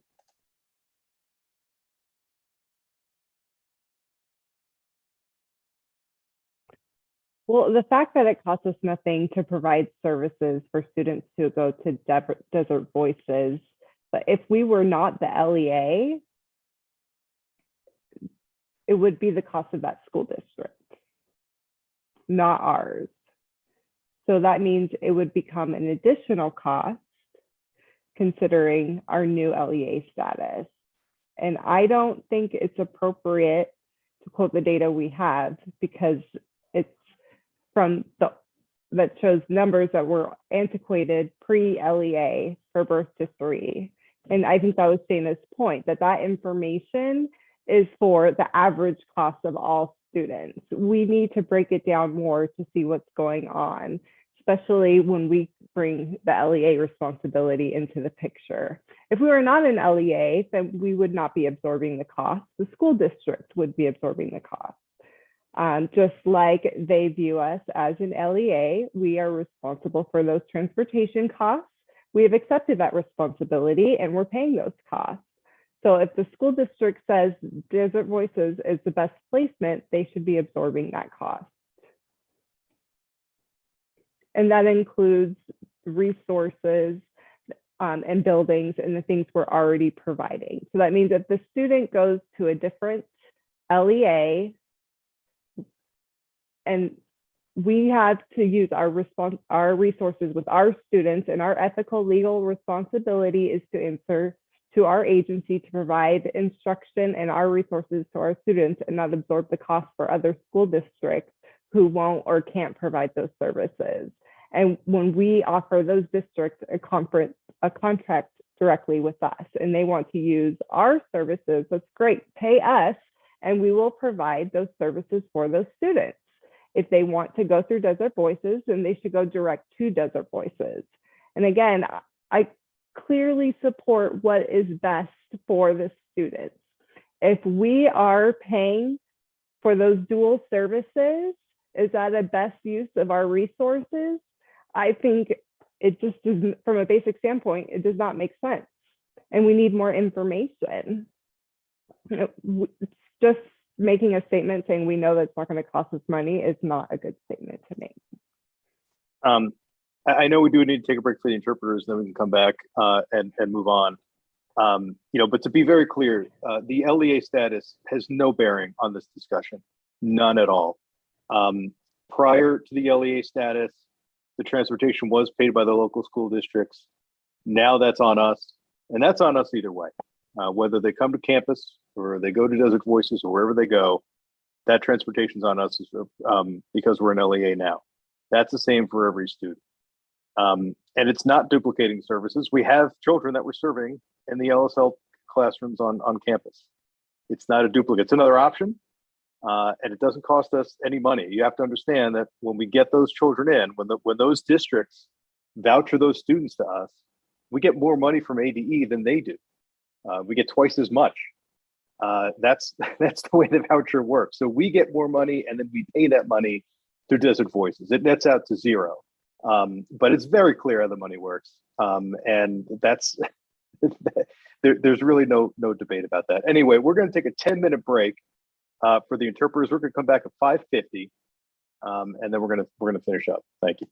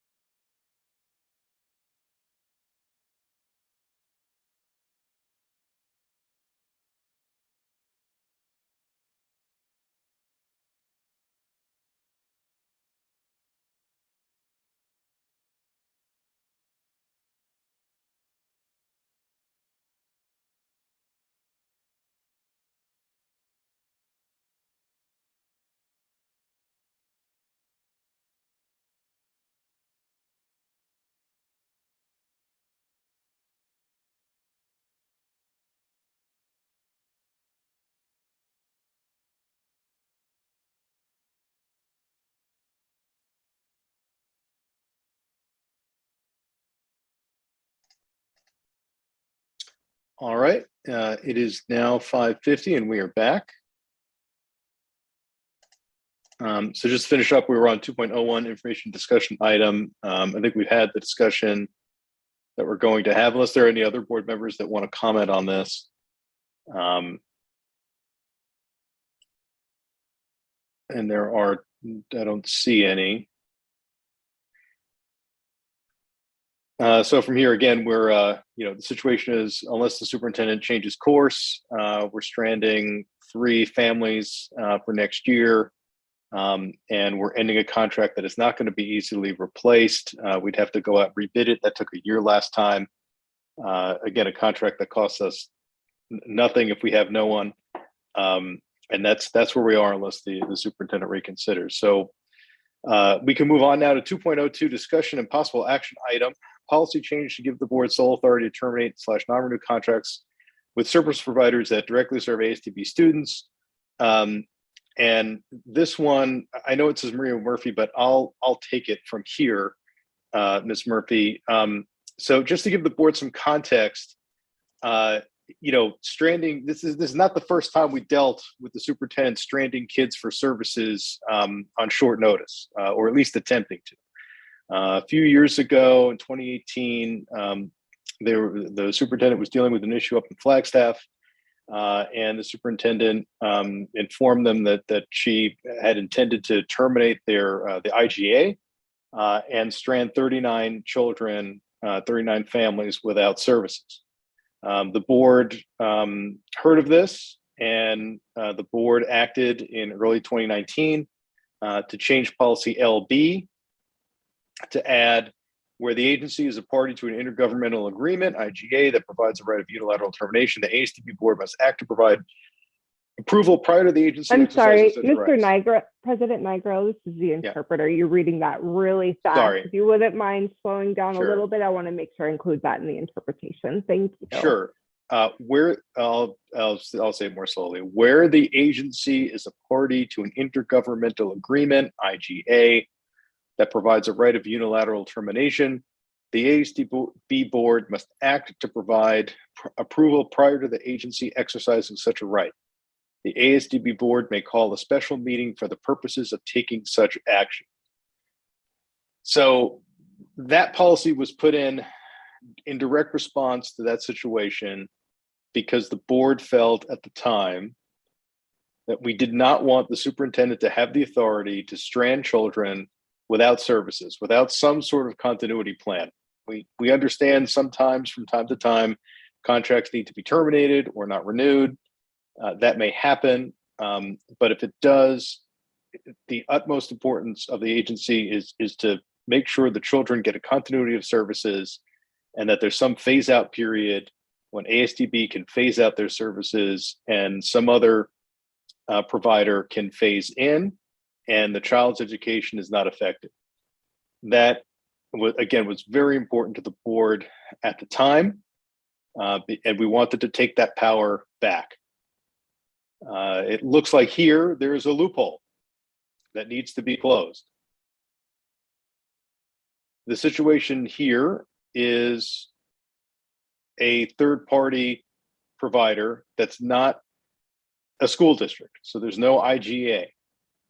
So that policy LB, that change that we made a few years ago to prevent this precise thing, did not apply because of the technicality that we were not dealing with the school district, we're dealing with a nonprofit. So to further that intent of the board a few years ago, and seeing that this has happened again, it's proposed that we add very similar language to refer to third parties that directly deliver services to children on behalf of Asdb. So if a child is being directly served by a third-party provider with this proposed policy, the board needs to approve that termination or non-renewal. And that's so that the board can be certain that it's done in a manner that serves that child fully, that allows the transition to happen, and make sure that that child's education isn't hurt because of some administrative or bureaucratic squabble. Are there any comments on this? Ms. Murphy, do you have anything to add, I guess, before we take comments from the board? Not at this time, President Nigro. I'd be happy to answer any questions if there are any questions, but no, I think that's an accurate restatement of the history. All right, thank you, Ms. Murphy. Are there any board members that would like to comment on this?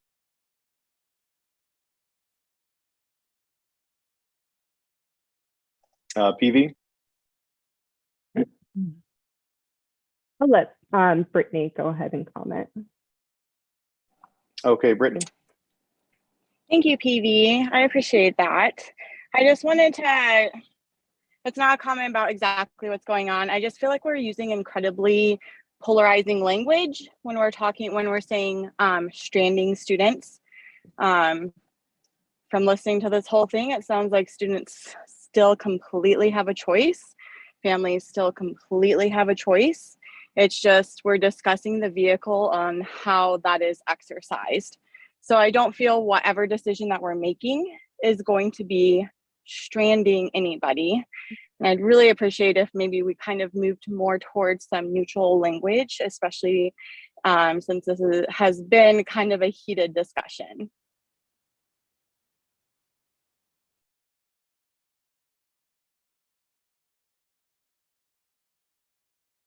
Your point taken is taken, Brittany. Potential disruption of services. How about we say that?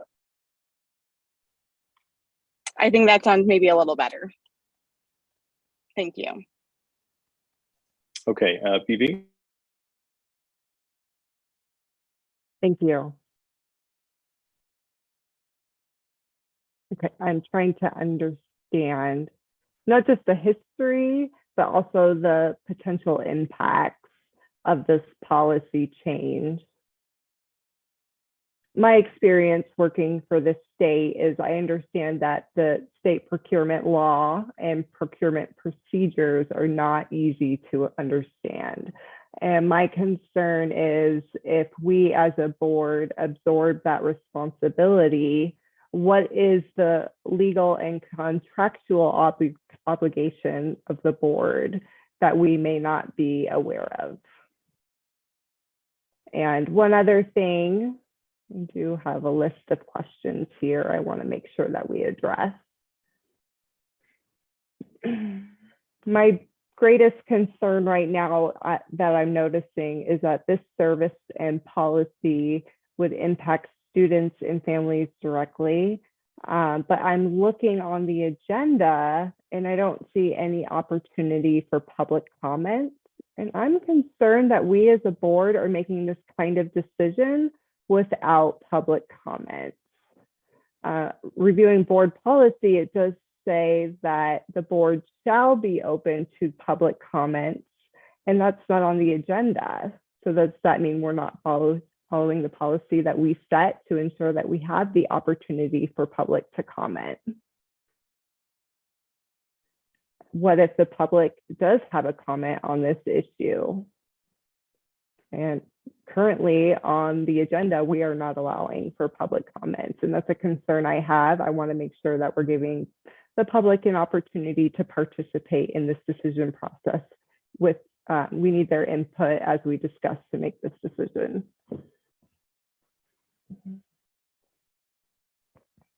I also have a concern in regards to a policy change for our legal status. When you look at BB, section BB specifically states that we have legal status in order to carry out the will of the people. We are not elected officials, but we are government appointed to act in the best interests of the state and the people we represent.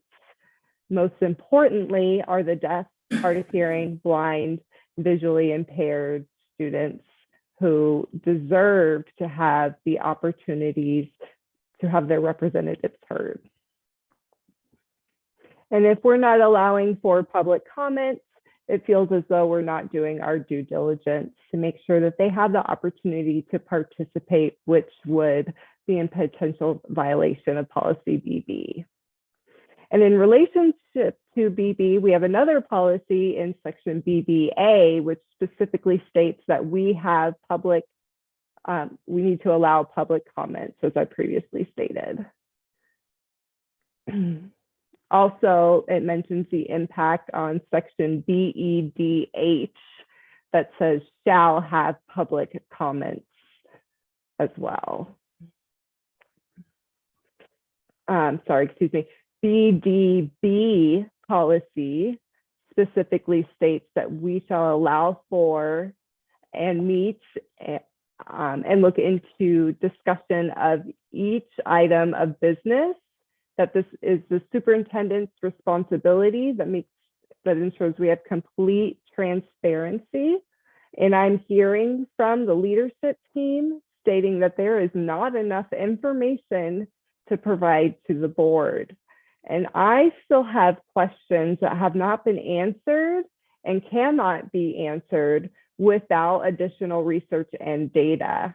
I want to make sure that we acknowledge that we have that responsibility under BDB, that we have all the information that is necessary.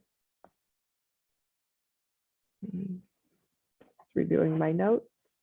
And my understanding is with BDD that we as a board establish a policy that the superintendent is to follow and execute those policies that we have established. What I don't understand is, if this was an issue previously, why was that not addressed then? And I'm puzzled at the use of the word loophole when the language within the policy clearly states that we set the policy and the superintendent executes those policies. Another part of the superintendent's responsibility states that their responsibility for facilitating the daily runnings of the agency, and they can delegate those operations as necessary to their employees. So if we are to change the policy, that means we are pulling all of that authority, all of that responsibility to our level. That's a question. And if the answer is yes, then how many times do we need to come back and revisit the policy, state procurement law, state procurement procedures for not renewal of contracts? And what do we do if we can't meet in a timely manner and we're missing those contract dates? Are we stuck with that contract? Are we as a board responsible for absorbing those costs? Will that hurt students if we cannot meet in time to ensure that that contract has attention to it that's necessary because we've taken all the authority to the board level? And if that issue is considered a loophole, then I'm wondering, does that mean we're saying as a board from a philosophical perspective that we don't trust the superintendent to run the daily business operations of the agency?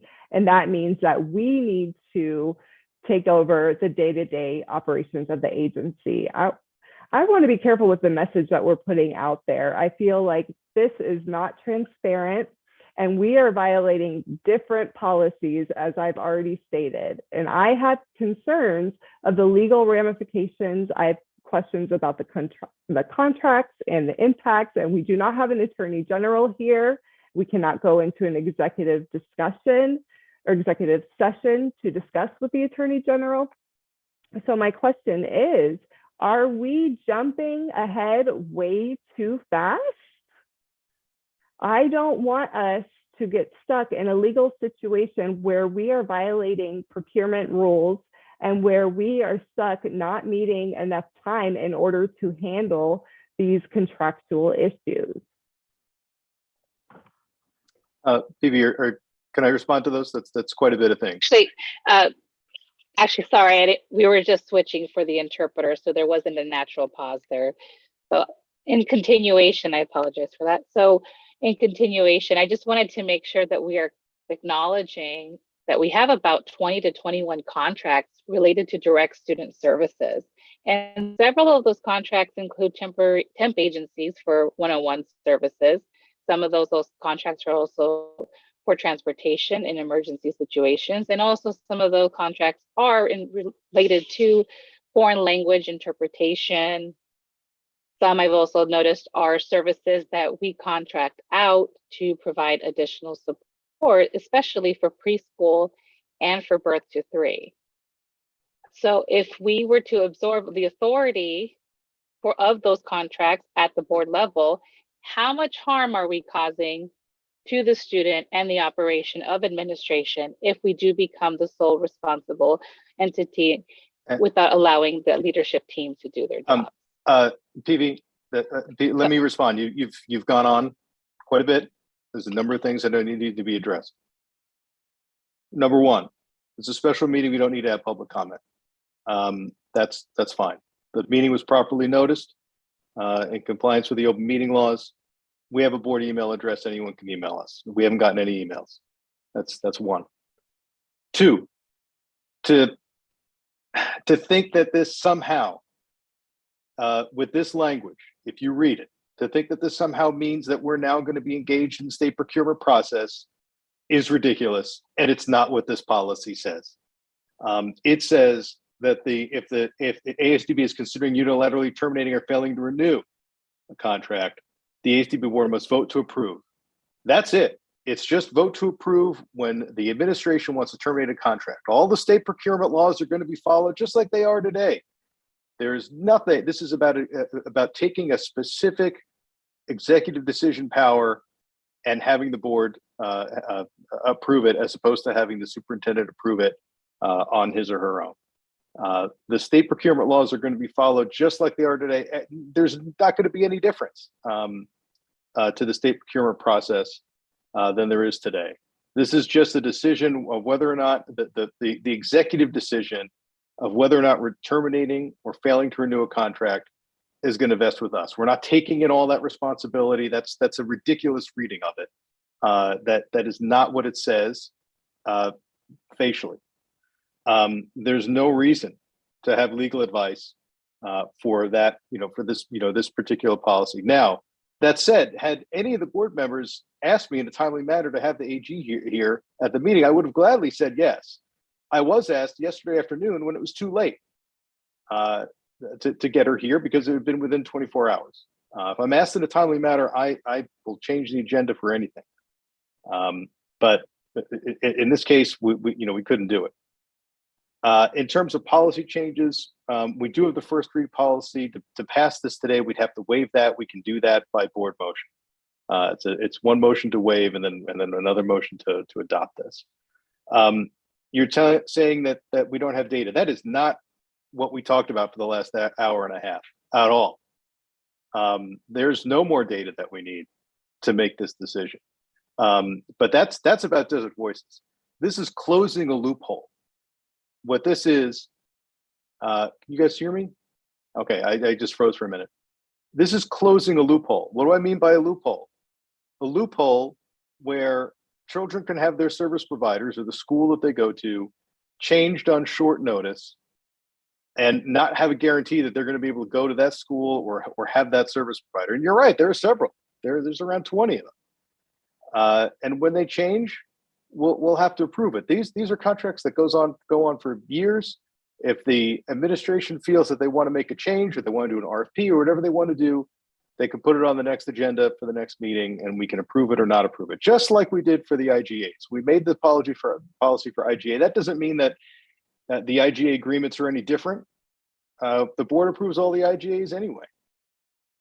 So that's where we are on this. We're closing a loophole that makes sure that we're ensuring continuity of services for our children. And again, anyone could have emailed us. We didn't get that email. The board didn't get any. And it has nothing to do with taking responsibility for conducting the state procurement office or the state procurement procedures. This has to do with the authority to make the executive decision to terminate the contract that we already have.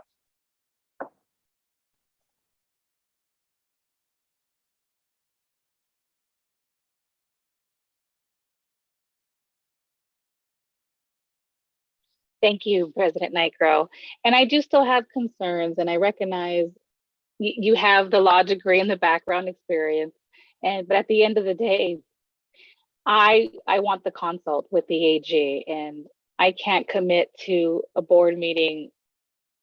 You know, I believe yesterday or this morning. So the fact that we don't have enough information, I don't feel confident in making that decision. So I do have some questions for Ms. Murphy, if you don't mind, if you can come on screen. I would like to ask you some questions. Happy to answer questions. Thank you. So I'm wondering if we do have a specific contract that the superintendent decides to not renew or to terminate. So with this current policy, if it does apply, if this contract has a specific due date for a decision that we cannot convene in time to vote, what happens with that contract typically? Is that a violation of the contract if we're not able to vote in time to make that decision? PV, I don't feel comfortable really answering that question because I am not a licensed attorney, and I can't really speak to what would be a contract violation and what wouldn't. That's not within my purview. But I saw Superintendent Reichman raise her hand, so perhaps she can answer that question. I also am not an expert either. But in our contract, if you read it, it does have a termination clause. It is stated in there, and it does describe what we would need to do if we do determine that we are not renewing the contract and or terminating the contract. So we would follow that process. This is PV. Thank you, Superintendent Reichman. So I'm wondering what would change that process if we were to, as a board, have the vote before the superintendent can go ahead and proceed with that.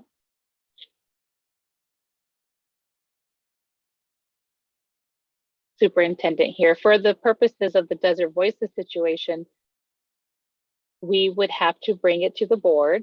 We would have had to bring it to the board in May at the May board meeting for your consideration and for open discussion and a vote before we were able to inform Desert Voices about terminating the contract.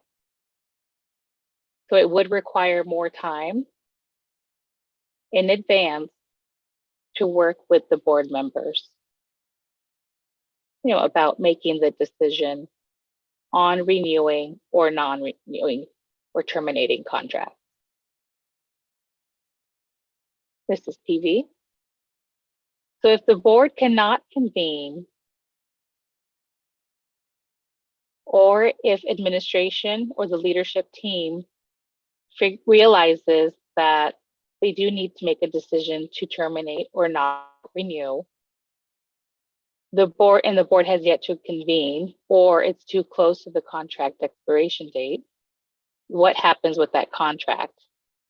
Are we forced to continue with the contract, or what is the exact verbiage that is given to the board in order to give us time to make the vote? You know, past a certain date. Superintendent Reichman here. Yes, the procurement office can extend contracts for 3 months, for example, to give us more time to make a thorough decision in continuing the contract. It also gives the board more time to convene, to call a special meeting. Great, thank you. With that consideration in mind with the procurement office, if we do accept the authority to terminate or to not renew a contract, we as a board perhaps overlook some important components of the contract requirement. Does that mean that the board is now responsible for that error?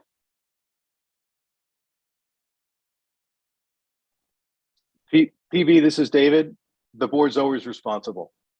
The board has ultimate authority and the board has ultimate accountability. We're always responsible.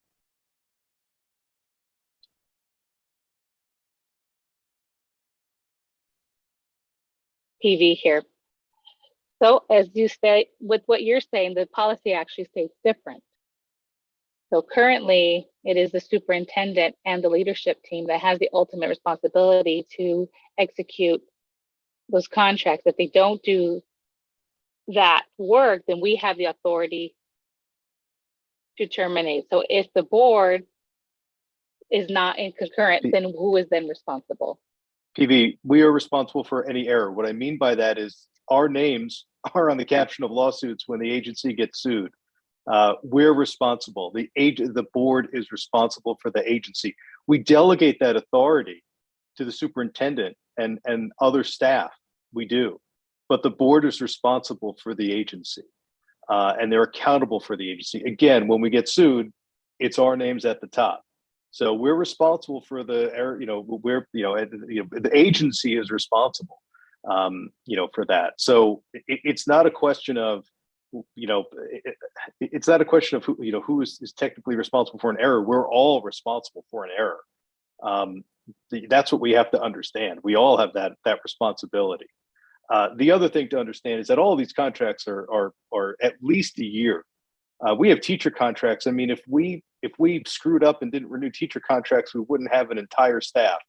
That doesn't happen because we have a good superintendent and we have good leadership, and they bring us the contracts well in advance in March of every year, and we approve those contracts. When we have IGAs that come on board that need students that are served, they're brought to us on a periodic basis. If that got screwed up and we didn't, and children didn't get served, that would be a problem. We have a good staff that does that and brings those contracts to us. We should not be worried at all that in a course of a contract, a course of performance of 12 months, that any one of the leadership team would forget to renew or not renew and bring it to us in a lot of time. These decisions are made months in advance, and they have to be to ensure continuity of services.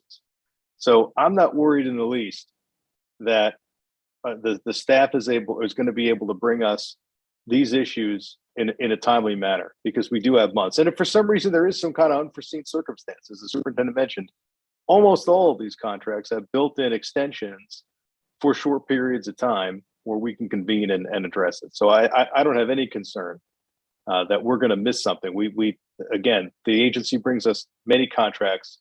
I mean, how many contracts do we approve in the course of a year? I mean, hundreds just for employees alone. That's never been an issue for the agency. We have a very good administrative staff.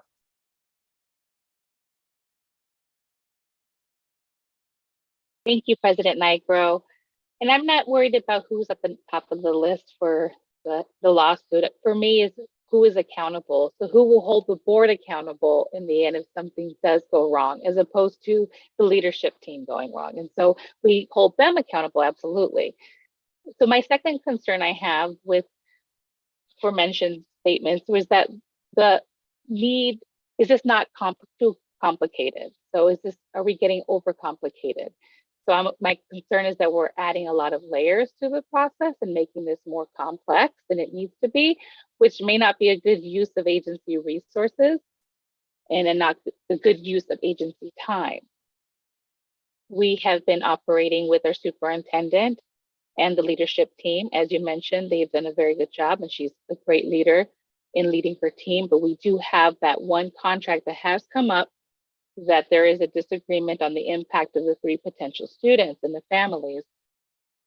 So I don't think that this is an overreaction. I mean, to pull in all of the direct services, which means we're absorbing some of the day-to-day operations at this point from the leadership team. We can't say, oh, that was good, while at the same time, if we're pulling the expectation away.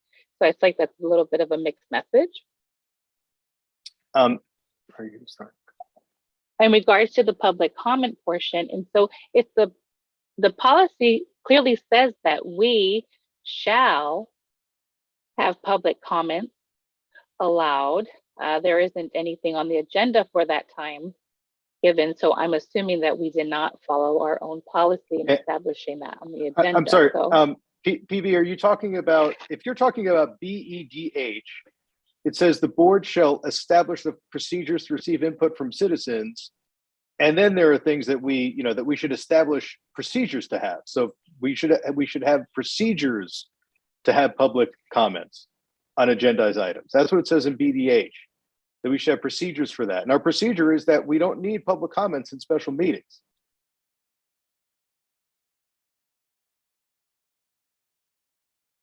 However, it does say that all open meetings do require to have public comment. So this is a special meeting then. And it's on the agenda. We don't have that comment. Which policy are you talking about? Let me pull it up just a moment.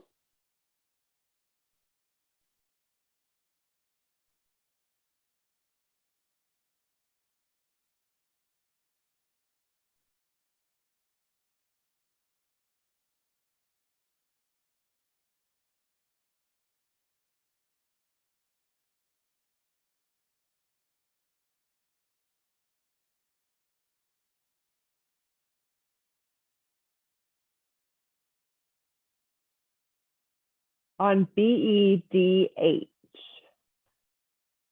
it specifically states there shall be 2 separate calls to the public.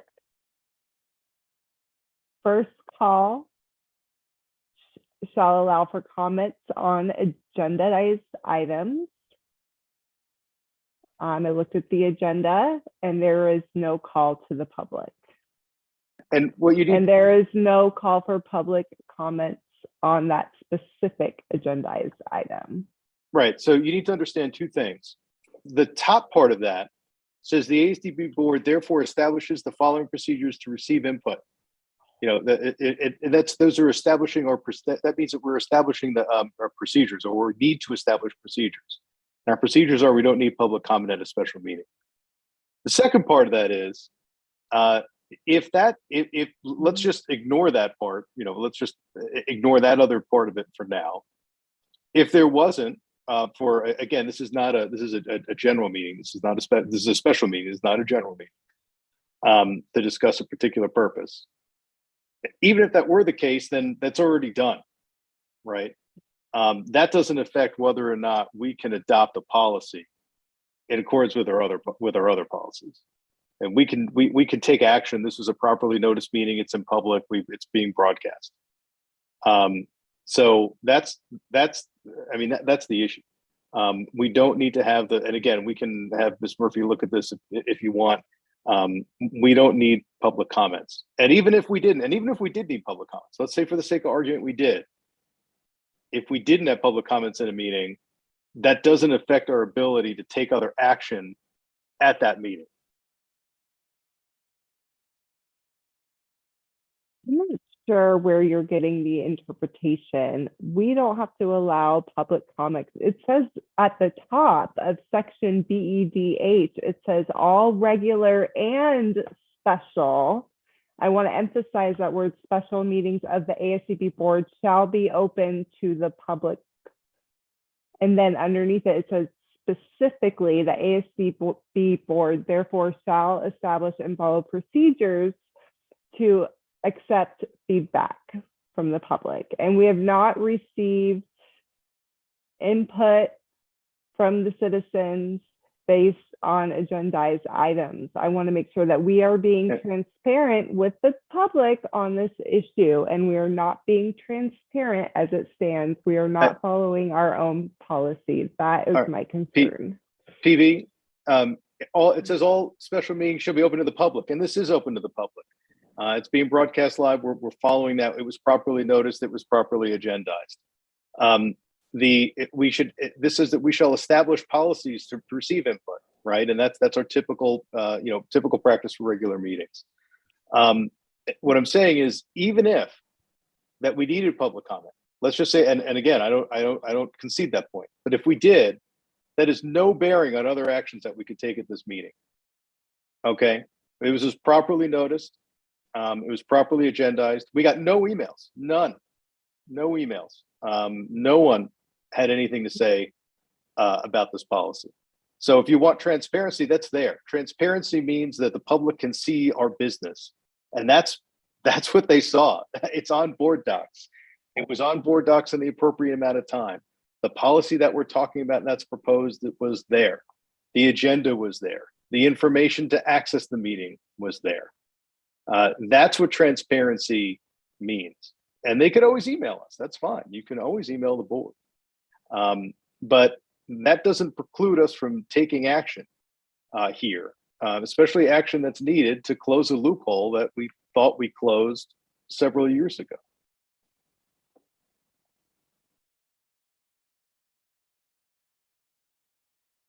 Well, the point is, it can't be a loophole if it was established in policy that the superintendent is required by the board to execute those policies that we've established.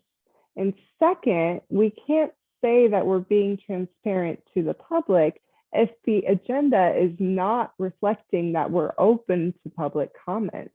I feel like we are going in circles, and we will continue to disagree, and I accept that. I just want you to understand that my responsibility is to represent the community, and I want to make sure their voices are heard, and I want to present that concern to the board and make sure that you understand that we have a missed opportunity to clearly allow the public and tell them that they can make a public comment. And since the agenda does not say that, it does not give that sense to them. And I will move on to the next point. Ms. Murphy, I do have a follow-up question for you.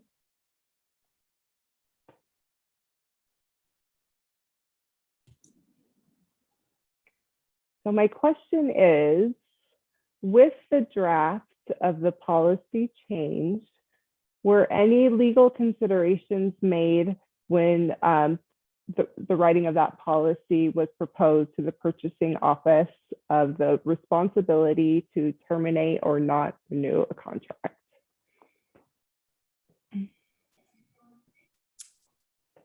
I'm not certain that I understand the question, PV. Could you please restate it?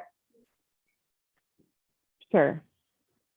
When the policy was drafted that is being proposed, did we consult with our AG or get any legal advice to consider the possible impact to procurement or purchasing requirements when it comes to terminating or non-renewal of contracts? To answer your question, PV, no, I did not seek the advice of the Assistant Attorney General.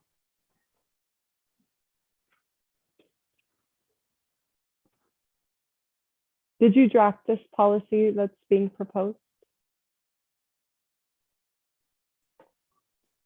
PV,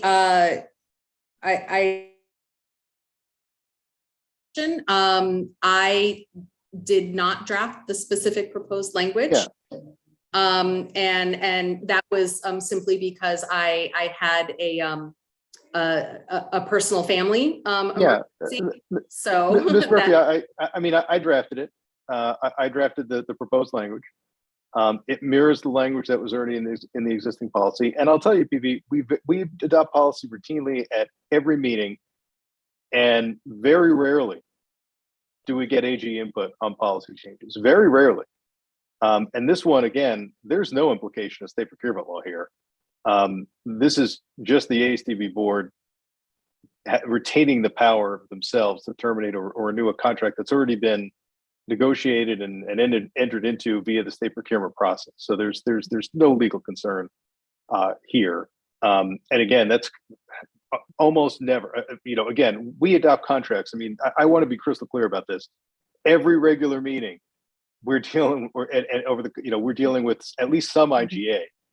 Over the course of the year, we award hundreds of contracts, most of them in the March meeting, hundreds, 500-600 contracts, for employment contracts and leadership contracts, for the most part. We adopt policies literally at every meeting. And again, almost none is there consultation with the AG.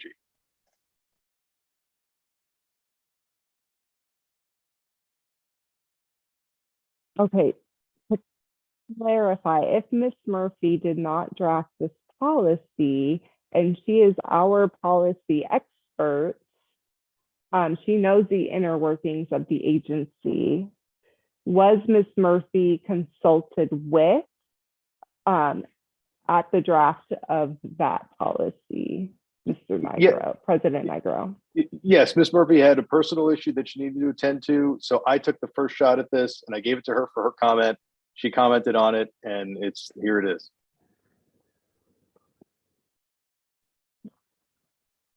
Okay, President Nigro, I have to be explicit. I'm very concerned with this recent development and kind of taken back. My understanding, according to policy section BBAA, specifically states individual board members only have the authority over ASDB affairs to only by vote at a legal meeting of the ASDB board.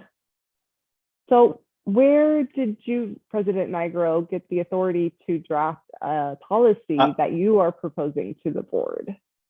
PV, I'm not drafting the policy and saying it's policy. I don't have that authority.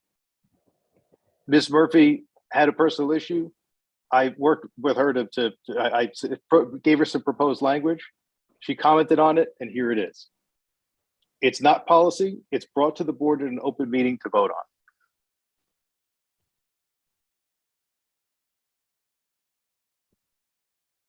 My understanding is that you had communication without board involvement for the writing of that policy, correct? I had communication with the staff member, not with other board members. And it is okay to have for board members to have communications with staff members. Okay, to have communication with the board, yes, that I agree. But to take the authority of what looks like a board member to draft and propose a policy, I feel that's not an appropriate procedure we should be following. And it seems like the board was not involved in that discussion or in the process of developing that policy. And it seems like you've already set that policy based on your draft, and now you're making that proposal to the board as if that was policy implemented with the best intention of the agency. It kind of feels like we need more information to better understand what's happening and the intent behind the policy. It seems a little bit skewed. PV, this is the time for the board to talk about the policy. It's a proposed policy. It's not the actual policy yet. The board has to vote on it. That's why we're here. That's why we have this meeting, is for the board to look at this language. We look at policy language every meeting, and the board can make changes to that policy. In fact, we often do. We talk about it. We talk with Ms. Murphy about it. We make changes to those policies. That happens every single meeting. Can this change? Yeah, that language can change. We cannot vote on it. We can vote on it. We can make changes to it. That's why we are here. This isn't a policy that is, somehow already approved. It's here for the purpose of this meeting and for discussion. That's why it's here. And again, the policy mirrors what the board did several years ago, right? I mean, it's, again, closing that loophole. Now, at the time, the board, again, you can go back to the meeting and watch it. The board at the time was concerned about IGAs because that was the issue that arose at the time. Was we thought that we were going to disrupt services for 39 families. Here, there's disruption for 3 families. And that's how it is. And that's why we're closing that. But again, the language, if anyone makes a motion later today to adopt this policy, we can change that language any way that someone would like. That's why it's here for comment. That's why it's here for discussion.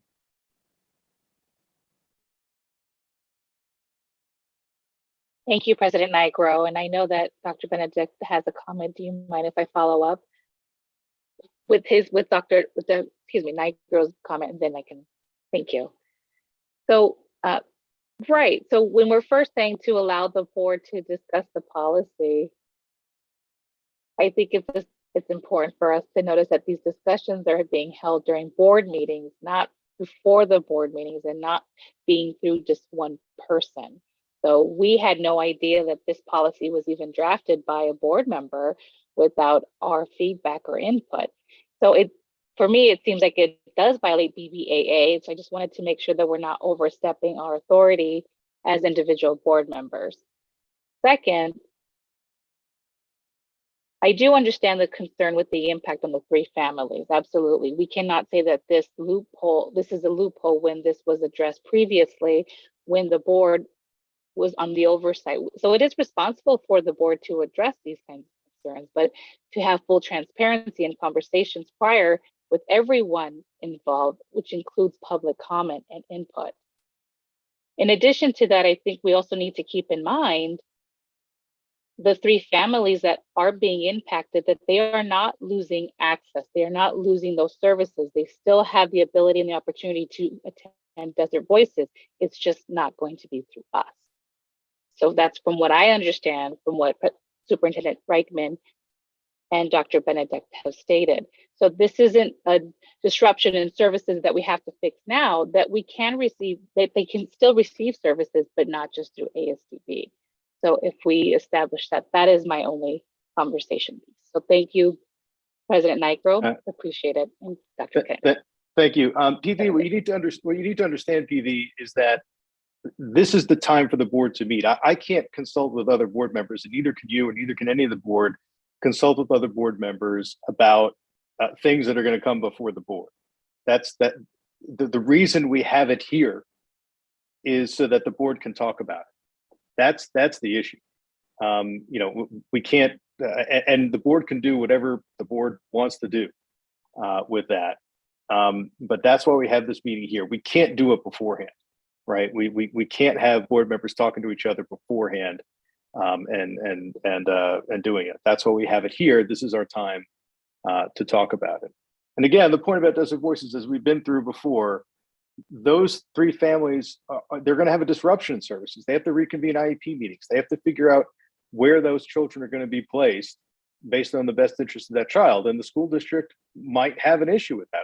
I don't know. It's going to cost the school district significantly more money, and that might jeopardize their placement. And that's an issue. And that's what we need to, that's why we're here today.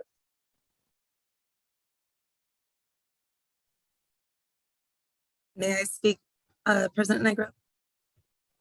Yes, of course. Thank you. I realize it's not conventional necessarily for someone like me to raise their hand to speak, but I've been communicating with Kristen on the side and asked if I could do that. In reference to the 3 families that everyone is referring to, I want you to know that I've spent just about 30 years of my life doing this, and the insinuation that we would strand children cuts really deep.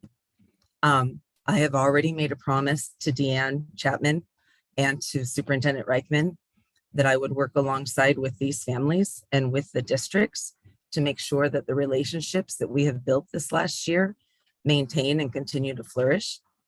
And I will make a personal promise to you, President Nigro, that I will do what I said I would do. I will be following up with districts.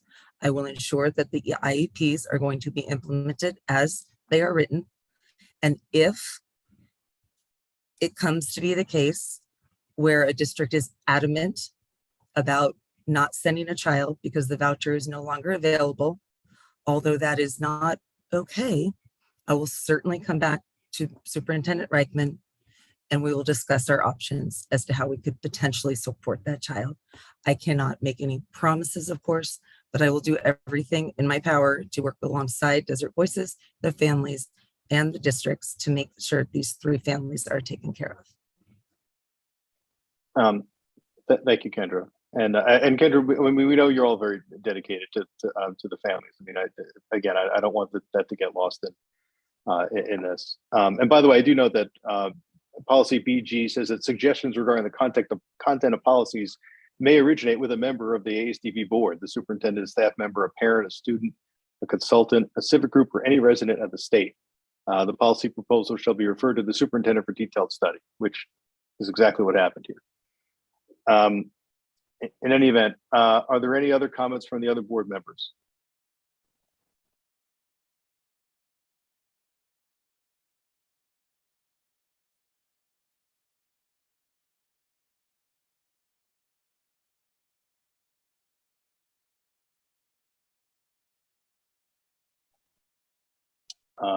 I'm hearing none.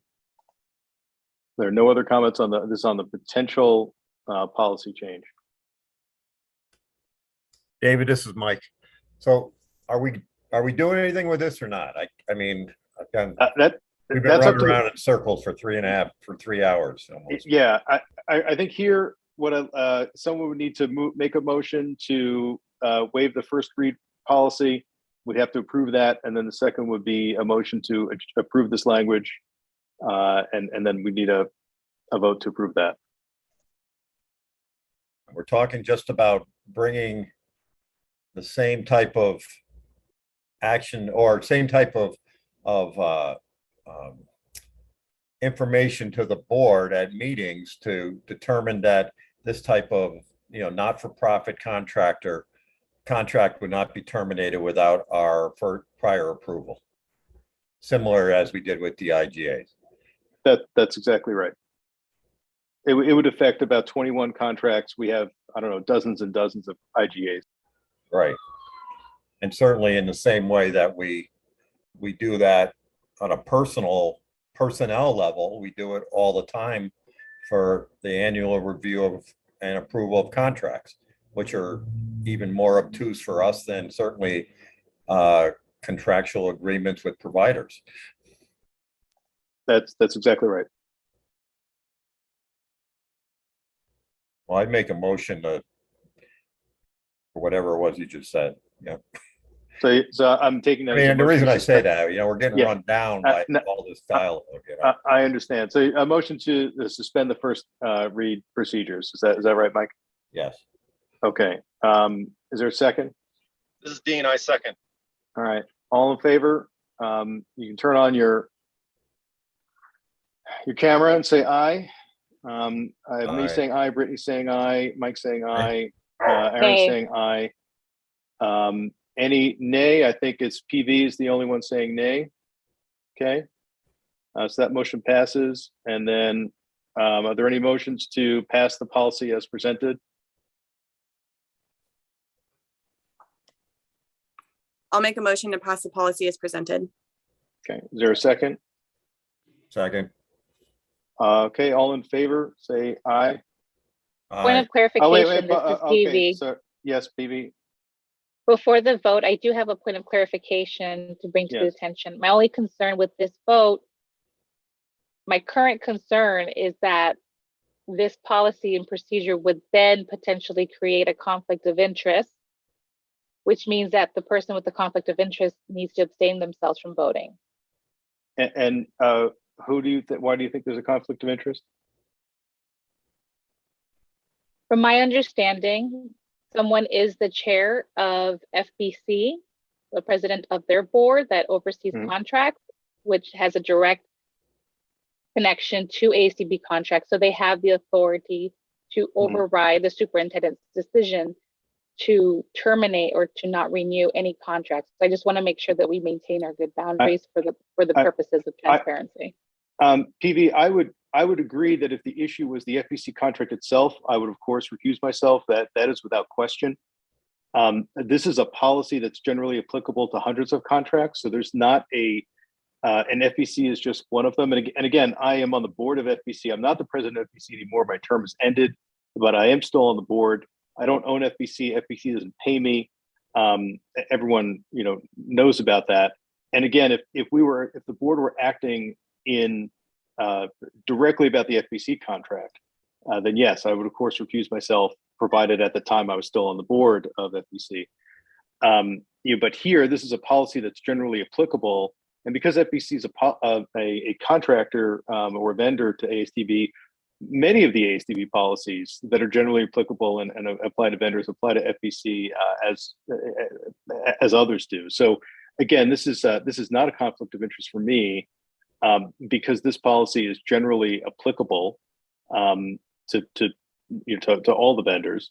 But should this issue come up with FBC, then and at the time that it comes up and I'm still on the board of FBC, then yes, I would recuse myself if there was if there were a conflict. So again, I don't have any substantial interest in FBC because again, I don't get paid. I don't own FBC, and this policy doesn't relate to the FBC contract. Does that make sense to everyone on the board?